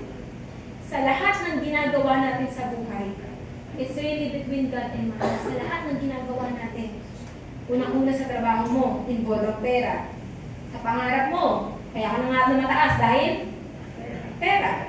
Sa business mo, kaya ka nag-business para pera. Sa pamilya mo, di ba? Gusto mo mabili lahat. Even sa church, involve ang pera. Sa sarili mo, di ba? Gusto mong yumaman. Sa lahat, involve ang pera. Okay? So sabi dito, you cannot serve two masters. You cannot serve both God and money. So kung papipiliin ka, syempre saan pipiliin mo? Serve God. God should be your master. So paano? Sa kahit anong ginagawa mo sa buhay, serve God. Amen. Hindi ko priority. Serve God. Hindi priority kasi pag priority ito, iyan mo, disisingin mo din, di ba? God and money, serve God. Paano? Hindi sinabi ni Lord na piliin mo ako. Hindi sinabi ni Lord na piliin mo ako over sa trabaho mo. Hindi sinabi ni Lord na piliin mo ako over sa business mo. Hindi sinabi ni Lord na piliin mo ako over sa pangarap mo. No. Hindi ganun. Sabi ni Lord, di ba? Serve God. Sa kahit anong ginagawa mo sa buhay, lagi mong isik yung paghahari ni Lord. Amen. Dapat may paghahari ni Lord lahat ng ginagawa mo. Amen. Nakikita yung paghahari ni Lord sa iyo kahit nasan ka. Kahit ano ba yung pinapasok mo sa buhay. May paghahari ni Lord. Amen. Nagre-reflect yung salita ni Lord. Sample sa trabaho. Ako po yung unang tinamaan nito. Trabaho. God, money. Kung nakatingin ka lang sa sweldo mo, kung nagtatrabaho ka, nakatingin ka sa pera, sa sahod, lalo na kung hindi yung expected mo, anong performance yung ibibigay mo? Minsan, di ba, nakakawalang gana, nakaka-demotivate kung nakatingin tayo sa pera. Totoo hindi. Huwag tayo magpaka-improve. Minsan, so dahil binabayaran tayo, anong ginagawa natin, anong performance gusto niyo binibigay natin? Makaraos lang yung araw kasi iba yun yung araw ko. Tama? Hindi mo ginagawa yung best mo. Bakit? Bayad araw may pera. Pag ganun, ibig sabihin ng master mo, pera. Unlike pag si Lord ang master mo, pag si Lord yung pinagsiservan mo sa trabaho mo, gagawin mo yung best mo. Kasi para kay Lord yun. Kung teacher ka, magtuturo ka ng maayos. Para kay Lord yung mahal ko itong mga batang to nakasulat sa Bible. Ganon, hindi mo titignan yung pera. Kung nagbi-business ka, yung service mo, yung skills mo, gagalingan mo. Kung goods yan, katulad kayo, kung donut yan, quality, malinis. Hindi for the sake of pera, kuha ka ng mga may double din. Ganun. Pag ang master mo sa business is pera, ganun ang gagawin mo, for the sake of money. Pero pag ang Diyos, ang master mo sa business mo, quality yung ibibigay mo. Kasi nagsiserve ka sa Diyos at sa tao na pinagsisilbihan mo, di ba? Kasi kung ano ginawa mo sa tao, ginawa mo sa Diyos. Amen. So kung pulis ka, lawyer, accountant, labor, or kahit anong mga profession mo, pag dumating ka dun sa point na kailangan mong manindigan sa tama, pag pera ang master mo, kailangan manindigan sa tama, may nakita kang mali, may nakita kang aabi, may nakita kang premente. Pag dumating yung time na kailangan manindigan sa tama, pag money ang master mo, pikit mata ka na lang. Takip bebe, bakit? Natatakot kang mawala ng trabaho. Pag ka natatakot mawala ng trabaho, sabi doon, do not be worried about the food and drink you need in order to stay alive or the clothes. Kasi nga, pag nawala kang trabaho, wala na kang kapainin, wala na kayong dati. So, ano ka na lang, kasi mawala kang trabaho. Ibig sabihin, ang master mo ay money. Pero, sabi, kung maninindigan ka kay Lord, kung dun sa trabaho mo, sa business mo, kung alam mong mali, hindi mo gagawin. Kung alam mo kaya mong magsalita para dun sa tao na yun, magsasalita ka. Hindi ka matatakot. Bakit? Si Lord ang master mo sa ginagawa mo yun. Si Lord ang master mo sa trabaho mo, sa business mo, at dun saan ka magdadala yung assignment dito sa mundo. Okay? Gagawin mo yun dahil si Lord ang master mo. Si Lord ang pinagsiservan mo. Gagawin mo yun kasi yun yung tama. Yun yung tama.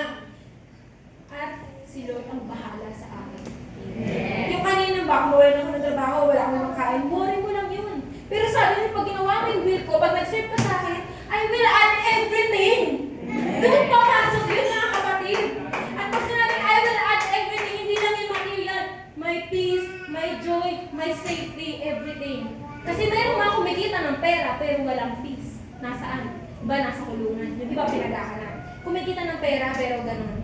Pero kay Lord, pag nakita sa lahat ng ginagawa mo, trabaho, business, and everything, may paghahari ng Diyos. Si Lord ang bahala sa'yo. Pag naninitigan ka sa trabaho, may nakita kang mali. Sabihin mo na maayos, may tamang approach. Pero yung mananahimik ka lang para hindi mo walang trabaho. You are serving money. Okay, ganun yun. Kaya mga kapatid, hindi mo kailangan mamili. Ang kailangan mo, ipakita ang paghahari ni Lord sa lahat. Malinaw po ba? Amen. So ito, may example lang din ako. Yung pag nalaman din, pag nag-sink in din sa atin to, mawawala din yung discrimination. Kunyari po yung basurero or garbage collector. Sa lipunan, aminin nyo hindi, mababang tingin nyo. Kasi, mayroon ka ng basura or mamalit ng sahod. Pero kung yung garbage collector na yun, may paghahari ng Diyos. Kaya niya kukolektin yung basura, kukolektin yung maayos, ikikip ko ng maayos, hindi pag, di ba, pag pera lang ang master niya, pagkakulay niya, tapos kung saan, sa dagat. Pag pera ang master niya, kasi pero mo sa okay. Pero pag Diyos ang master niya, kukolektay ko ng maayos, tapos ko ng maayos, kasi para malagaan yung paligid, para hindi magkasakit yung mga pamilya, yung mga tao, ganun. Ang garbage collector na pinaghaharian ng Diyos. Hindi siya nakatingin sa sahod. At ikaw naman, nakita mo na gano'n yung garbage collector, hindi ka ba naman mabibless? Diba, hindi ka ba naman mabibless at bibigyan mo siya? Ganun yung sinasabi ni Lord, pag kumuha ka ng tama, imposible hindi ka i-promote, imposible hindi ka pagsakan ni Lord ng lahat. Amen? So, ganyan dapat tayo sa lahat ng ginagawa natin. Actually, lahat ng ginagawa natin, trabaho or what? Makinig po tayo, napakalinaw. Dahil alam na natin, ganyan dapat tayo lahat sa ginagawa natin. Actually, lahat ng ginagawa natin, trabaho or what? Dahil alam mo na ang ending ng earth. Ang trabaho, business, pangarap mo, hindi yan para kumita ng pera. Bakit? O culture or bahay? Kasi lahat nga nang yan na kay Lord na. Ang trabaho, business, and pangarap mo, ayan na yung way para makita ng ibang tao ang Diyos sa'yo. Okay? Para makita nila ang paghahari ng Diyos. Nakita nila kung paano ka gumagawa ng tama, kung paano ka naninindigan, kung paano mo ginagawa yung best mo sa trabaho mo, kung paano hindi ka, at dahil ginagawa mo ngayon, nakita nila na hindi ka pinapabayaan ng Diyos, sinasamahan ka ng Diyos sa lahat ng ginagawa mo. And that's the time, tatanungin nila, ano ang sekreto mo? Kaya kung kaharian ni Lord, kaya yung kaharian ni Lord, pag nakita ng ibang tao sa'yo, kung gaano kaganda, kung gaano kabuti ang pagharian ng Diyos, that's the time mahanapin nila yung pinto, yung process para makapunta sa paghahari ng Diyos. So yung process, eto na, process, death, burial, and resurrection. Diba pa, Pastor Gaden? Yung tinuturo natin na death, burial, and resurrection, sabi natin yung gospel. Hindi pa po yung gospel, dahil ang gospel is the kingdom of God. Pero ito yung process. Death, burial, and resurrection ni Jesus Christ, walang ibang proseso. Kaya mapalad tayo mga kapatid dahil nasa tamang proseso tayo. Ang JCF, nasa tamang proseso. Amen? Read ko rin. 2 Corinthians 11:3, ngunit ako'y natatakot baka sa anumang paraan. Kung paano si Eva ay nadaya ng ahas ay ganyang katusuan, ang inyong walang malay malinis sa pag-iisip na kay Kristo ay pasangin. Ano ba yung sinasabing itakwil nyo? Yung ibang turo. Sapagkat kung yung paparito ay mangaral ng ibang Jesus. May iba ba tayong pinapangaral? Wala. Si Jesus lang. Na hindi namin ipangaral. O kung kayo'y nagsitanggap ng ibang espiritu, may iba bang espiritu na bubuhay sa atin? Wala. Tanang espiritu ng Diyos ang bubuhay sa atin. Mamaya na hindi ninyo tinanggap, o ebanghelyo na hindi ninyo tinanggap ay mabuting pagtiisan. Pagtiisan o itakwil. Okay pa kayo mga kapatid? Wala pa tayo sa exciting na ay dumating na pala yung word. Pero meron pa. So, kayo mga kapatid, so ano yung pras illustration? So, ganito kasi mga kapatid. Kunya, itong isang magandang na place, or yung kingdom, or sabi natin yung mall, paano mo ipopromote yung mall? Siyempre sasabihin nung gano'ng kaganda doon, ay mga nabibili doon. Ang nangyayari po kasi sa atin, ang pinopromote natin yung pinto. Kaya mahirap makaakay kasi hindi pa nila na-appreciate yung pinto. Pero pag nakita nila kung ano yung nasa loob, diba? Kung yung nasa loob, sila mismo maghahanap paano pumasok dyan.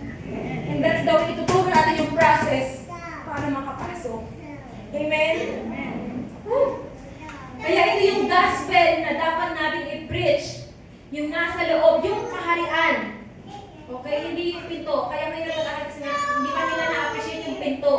Hindi nila na-appreciate yung pinto kasi hindi nila alam kung ano yung nasa loob. Baka hindi pa nakikita sa atin. Kaya nga hindi sinabi ni Jesus na repent. Nandito na ako. Ang statement niya, repent for the kingdom of God is here. Tapos, di ba yun yung first statement niya sa Matthew? At sunod-sunod na nun, the kingdom of heaven is like this, the kingdom of heaven is like this. So, ito po, kahit gaano kaganda yung kingdom, kung mali naman yung proseso, diba? Kahit gaano kaganda yung place, kung mali yung binigay sa'yo ng direction, makakarating ka? Hindi. Kahit maganda, kung mali naman yung pinto, hindi naman si Jesus, makakarating ka? Hindi. Kaya napakamahalaga ng proseso. Amen? Amen. Whew. So, ito na yung process. Sino gusto makapunta? Eh, di ba, nangyari sa atin to? Sa mga hindi pa sa mga bago, ito yung process para makasama tayo sa new earth. Again, kanina, free, just, believe. So, si Jesus, namatay, inilibing at muling nabuhay. Ano yung equivalent sa atin yun sa tao? Death, repent. Yeah, burial, baptism, resurrection, no life. Diba? Nagpupuhay siya, nagpupuhay siya. Amen! Woo! Familiar tayo dito kasi di ba sa Semana Santa, sa mga, yan, Semana Santa, familiar tayo dito, di ba? Pero ito yung totoong kahulugan at saysay nun. So, death. Sige, next. Death. Then, repent. Pinako na siya sa krus. Pinako na sa krus lahat ng kasalanan natin. Believe that. Paniwalaan mo yun sa mga bago natin. Paniwalaan mo yun na kinuha na ni Lord ang kasalanan mo. Okay? Kung maniniwala ka. Believe. Repent. Huwag mo nang pahirapan sarili mo. Or gayahin yung ginagawa na ipapako mo sa krus yung sarili mo. Or i-condemn yung sarili mo na, dumi-dumi ko. Hindi ako nakarapat dapat. Totoo naman, hindi ka karapat dapat. Kaya mag-repent ka. Okay? Repent, pagsisihan, talikuran. That is why ayaw ni Lord ng kasalanan. Gusto ka niyang makasama sa bagong earth. Hindi mo magagawang talikuran ang kasalanan on your own. You need Jesus. You need Jesus. Mahirap talikuran ang kasalanan ng mag-isa.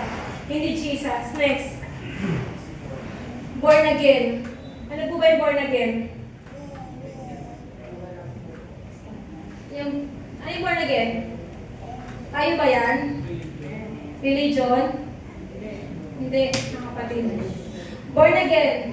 Jesus answered, I am telling you the truth. No one can see the kingdom of God without being born again. How can a grown man be born again? May nagtanong, paano siya mabuborn again? Papasok ulit siya sa tanang nanay mo. I'm telling you the truth. Jesus replied, no one can enter the kingdom of God without being born of water and the Spirit. Kasi nga, sa parents, ito sabi sa 8, the wind blows wherever it wishes. You hear the sound it makes, but you do not know where it comes from or where is it going. It's like that with everyone who is born of Spirit. Ano po yun? Nakita ko yung mga tanong sa mga mata niyo. Ano po yung born again? Pag sinabing born, yung unang pag-aborn, ito kasi again, so yung unang nabuhay tayo sa mundo, hindi yan from the time na niluwan tayo ng nanay natin. Nabuhay tayo dito sa mundo nung nag-meet yung egg and sperm cell. Doon nagsimula yung life. Diba? At nung totoo yun, tanging nanay at tatay mo lang ang nakakaalam. Walang ibang nakakaalam, wala dapat nanonood. Nanay at tatay mo lang. Alam ng nanay at tatay mo kung saan nangyari yun, kung saan kalabino, kung anong posisyon, kung saan sila dinamnan. Pero yun, ang point doon is sila lang nakakaalam. So, paano yung born again? Ikaw at si Lord lang ang nakakaalam kung kailan yung araw na yun na pinagbat mo siya mo. Ikaw at si Lord lang ang nakakaalam. Wala kita. Kung saan mo sa upuan mo ngayon, sa sasakyan, kung saan ka, gawin po ng Diyos. Yung araw na nabago yung buhay natin, nagkapo ang Diyos. Alam yun ang bawat isa sa atin kung kailan ang point na yun. Ito, ikaw, sorry, na ikaw at si Lord ang nakakalam. If kailan kailan yung totoong araw na nag-surrender ka sa Lord na, Lord, tama na. Sinusuko ko na lahat. Maghari ka. Finally, Lord, eto na ako. Para sa'yo na ako. Maghari ka. Sinusuko ko na yung hindi pagpapatawad sa kapwa. Alam mo yung moment na yun. Lord, sinusuko ko na. Kayo dalawa na yung nakakala, pwede ka mag-fake eh. Pero si Lord, kayo dalawa nakakala ni Lord, sinusuko ko na yung hindi pagpapatawad sa kapwa.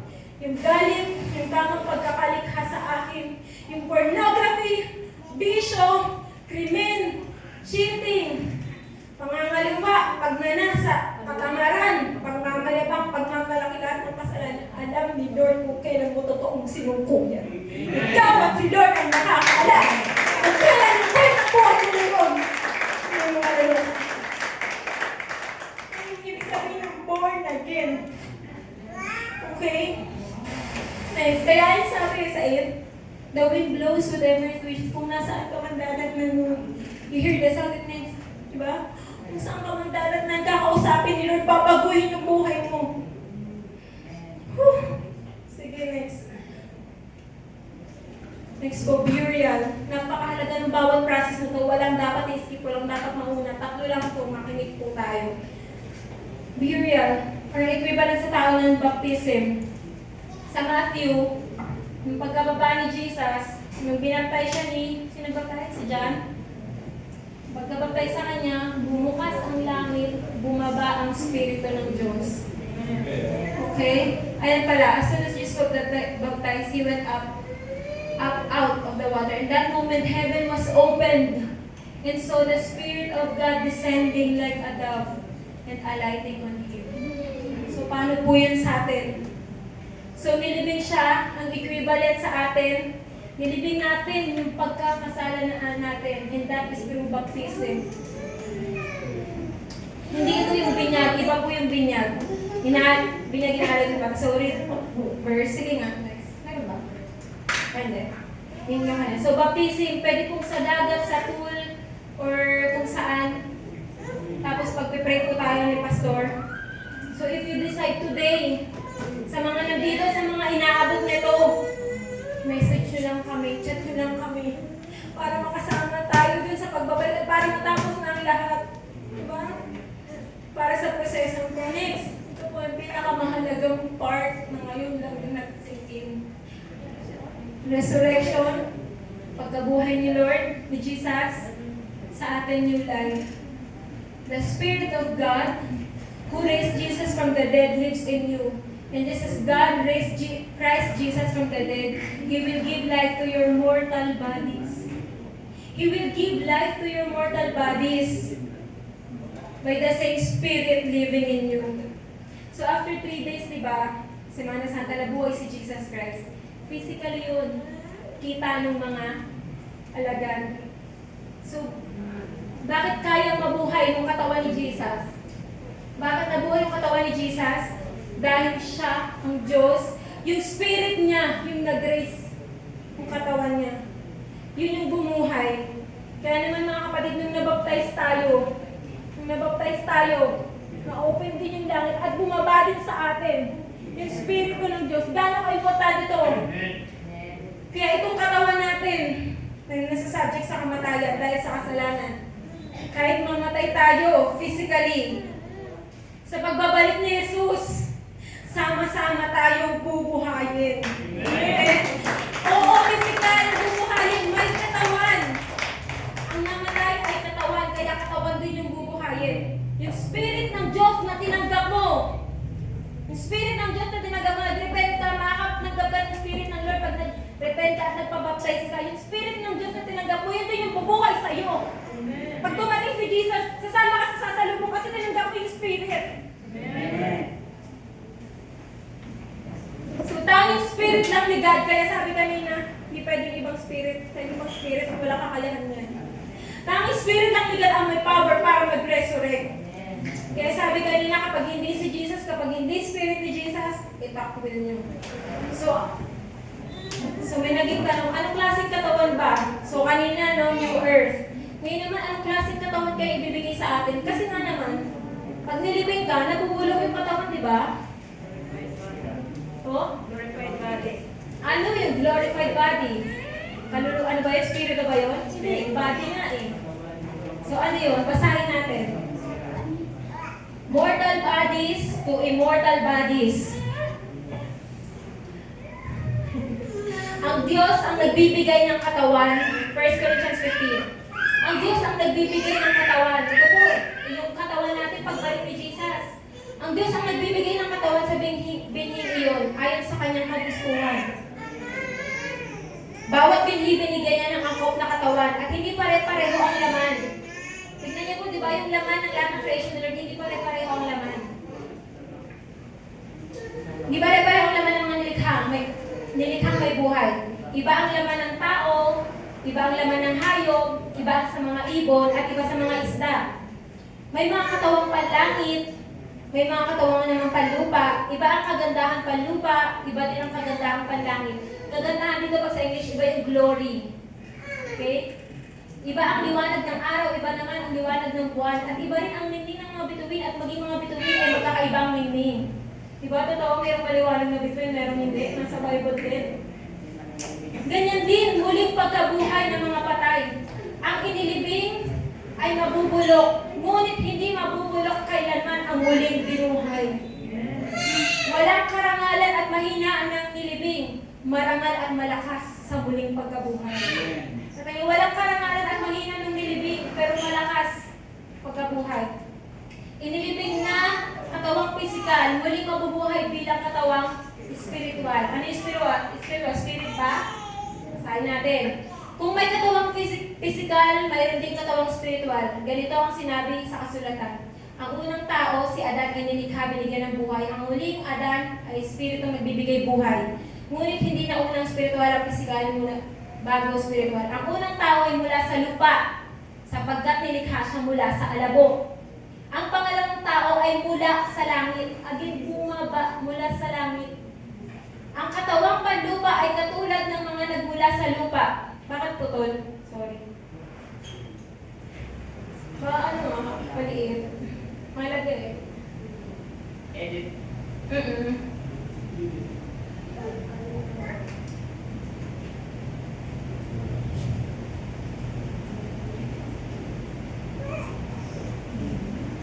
Sige, langit pa yun. Ang katawang panlupa ay katulad ng nagmula sa lupa. Ang katawang panlangit ay katulad ng nagmula sa langit.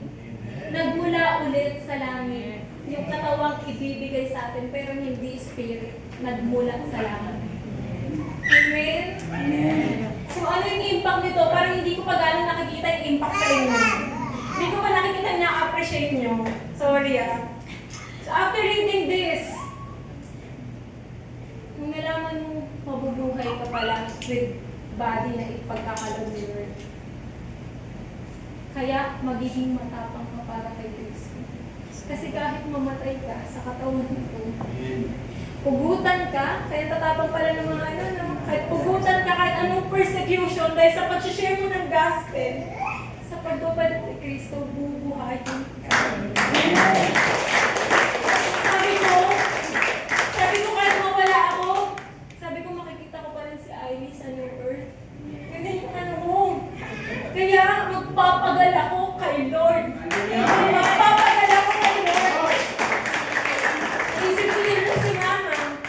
Sabi kasi doon, basahin niyo po yung Revelations grabe kasi dinitel din po doon yung pagbabalik ni Jesus Christ. Unang babangunin yung mga nag-preach about kay Jesus at nag-preach ng word of God. Sila yung unang babangunin sa pagbabalik ni Jesus. Basahin niyo po, napakaganda.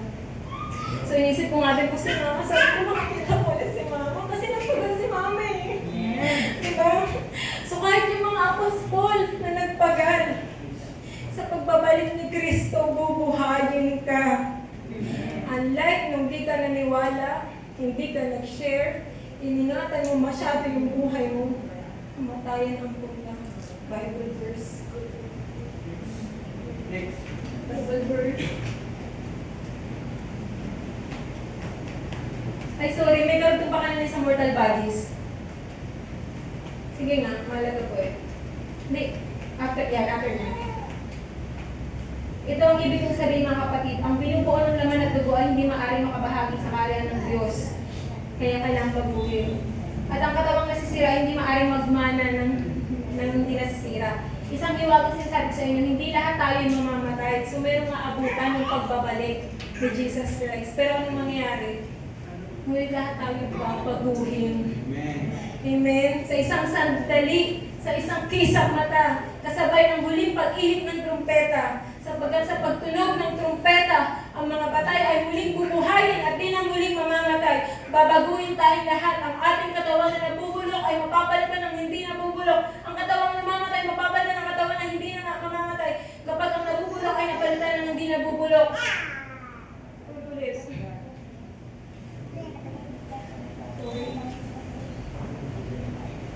Anong slide number yan? 64 po. 64.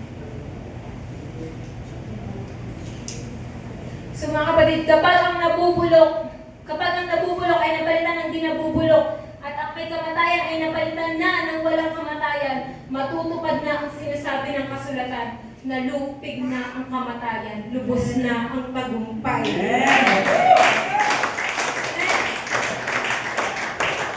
So sabi ko kanina, di ba? Iniisip ko nga si Mama, makikita ko sila, tayo din kung makikita natin.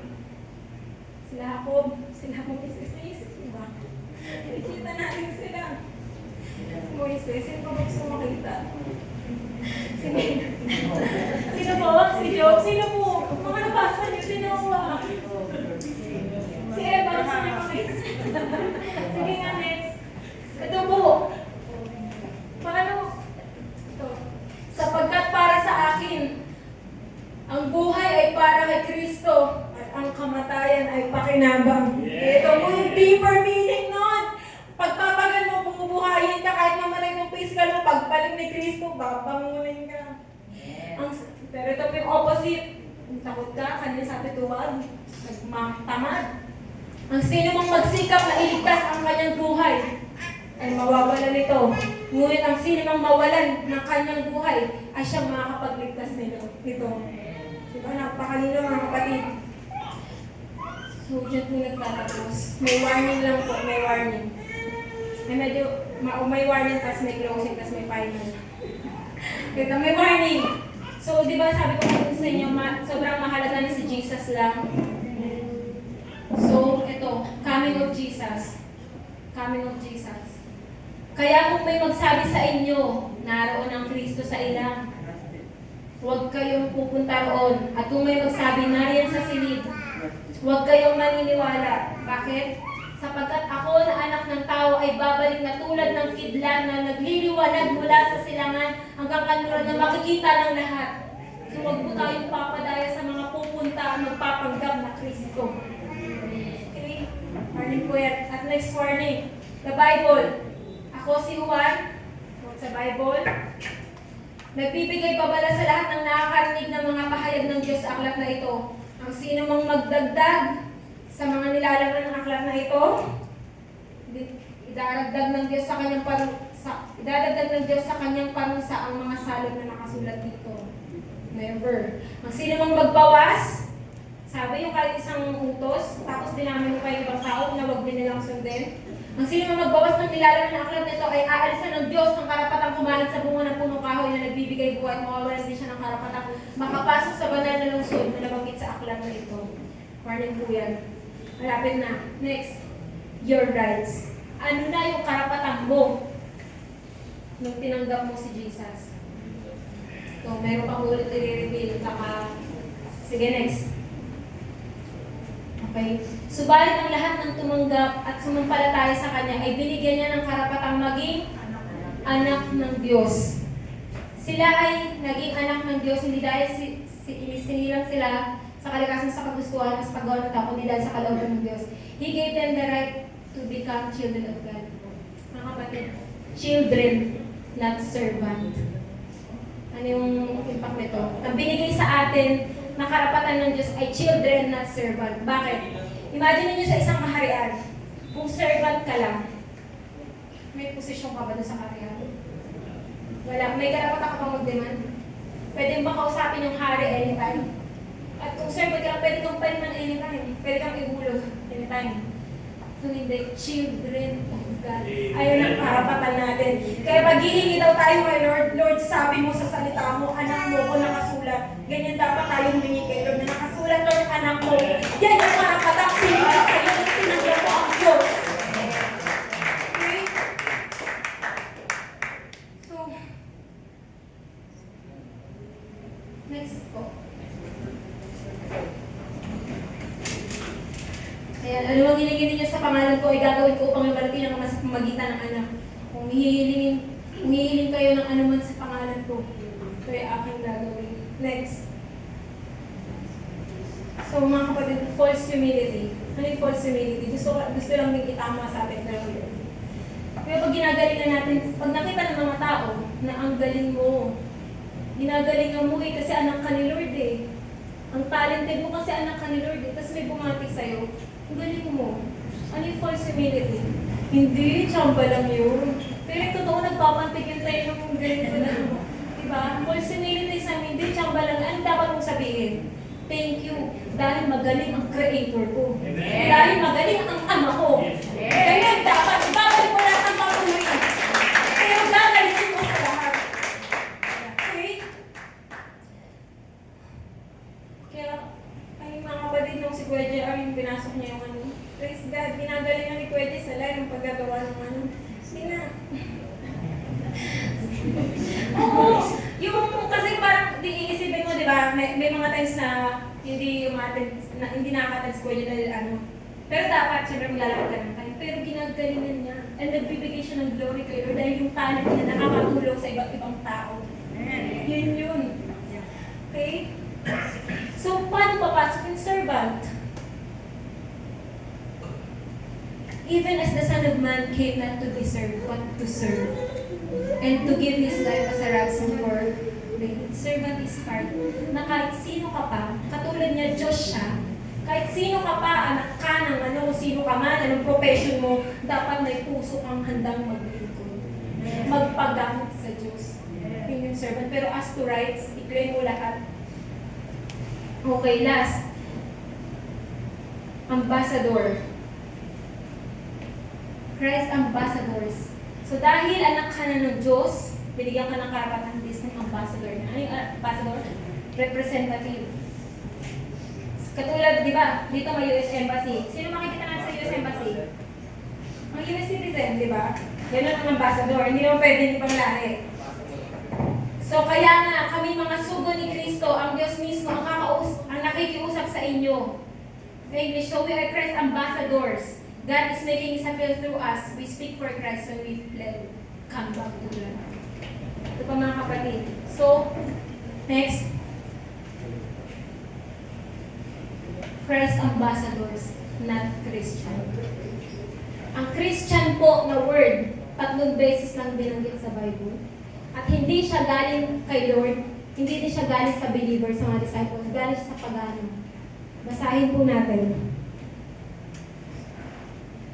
Ayun po, doon sa Antioquia, unang tinawag na Kristiyado ang mga tagasunod ni Jesus. Antioquia ang nagbigay ng word ng Christian. At doon sa Acts 11:28, sabi ni Agrippa, Hari, sa palagay mo ba'y mahihikayat mo akong maging Kristiyano sa loob ng maikling panahon? Anong sagot ni Pablo? Kundi ang lahat ng nakakarinig sa akin ngayon ay maging kagaya ko. Hindi niya sinabing maging Kristiyano. Okay? Not Christian. Kaya nung nalaman ko ito, hindi na Christian ang tawag ko sa sarili ko. Ambassador of Jesus Christ. Bakit? Kasi pag Christian, paano maabot yung non-Christian? Paano maabot yung ibang religion? Kaya ambassador of Christ ang binigay sa atin. Basahin niyo po mga kapatid yung yung word na Christian. Okay? Alam, hindi ko masama eh, pero kulang. Kasi pag follower ka lang, anytime pwede kang hindi mag-follow. Diba? Pag follower ka lang, ayun nga, may discrimination sa religion. Okay. So, meron pa isa yung maruming basahan. Naririnig ko po pinabray natin, Lord, ako po ay maruming basahan. Pero nung binalikan ko yung verse, ang nagpaparumi pala sa atin is kasalanan. So, huwag mo nga angkinin na yung original na pagkakalikha sa'yo ni Lord. Okay? So, last, mga kapatid. Last. Dami kong last, no? Okay ba kayo? Amen. Amen. Sagot, amen. Amen. Next. Uy. Next. Ito mga kapatid. Fight the good fight for the true faith. Hold tightly to the eternal life to which God has called you, which you have declared so well before you. Mga kapatid, ang totoong laban natin ay ipaglaban yung pananampalataya natin. Hindi si Satan ang kalaban natin dahil kung puno-puno tayo kahit anong deception niya, wala siyang power sa atin. Kaya ang dapat natin ipaglaban, fight the good fight of faith. Amen. Tinanong ko yung mga yun, sabi ko, anong reason ba't di kayo nakapagpasa or anong tinatamad, inaantok, madaming ginagawa. Ay yung mga kalaban natin, kaya kailangan nyo ipaglaban yung pananampalataya nyo. Dahil yan nga yung unang tinira ni Satan. Totoo ba? Pero pag ginan tayo, dahil hawak natin salita ni Lord, hindi siya mananatili sa atin. Amen. So, yung mga kapatid, marami pang gustong ipa-share si Lord. Yung prayer po napakamahalaga dahil nga di ba tayo namamahala sa earth. So pag tumawag ka kay Lord, binibigyan mo ng access si Lord para makakilos sa earth. Through your signal, tinatawag mo si Lord para makakilos sa earth. Ganun kahalaga yung prayer. Okay, kaya ang ayaw niya ng kasalanan kasi yung prayer mo hindi maririnig. So sana yung way para kumilos sa mga tao pero dahil may kasalanan na baba. Kaya ganun importante ang prayer. Amen mga kapatid. Okay na mga kapatid, tayo po tayo. Hallelujah.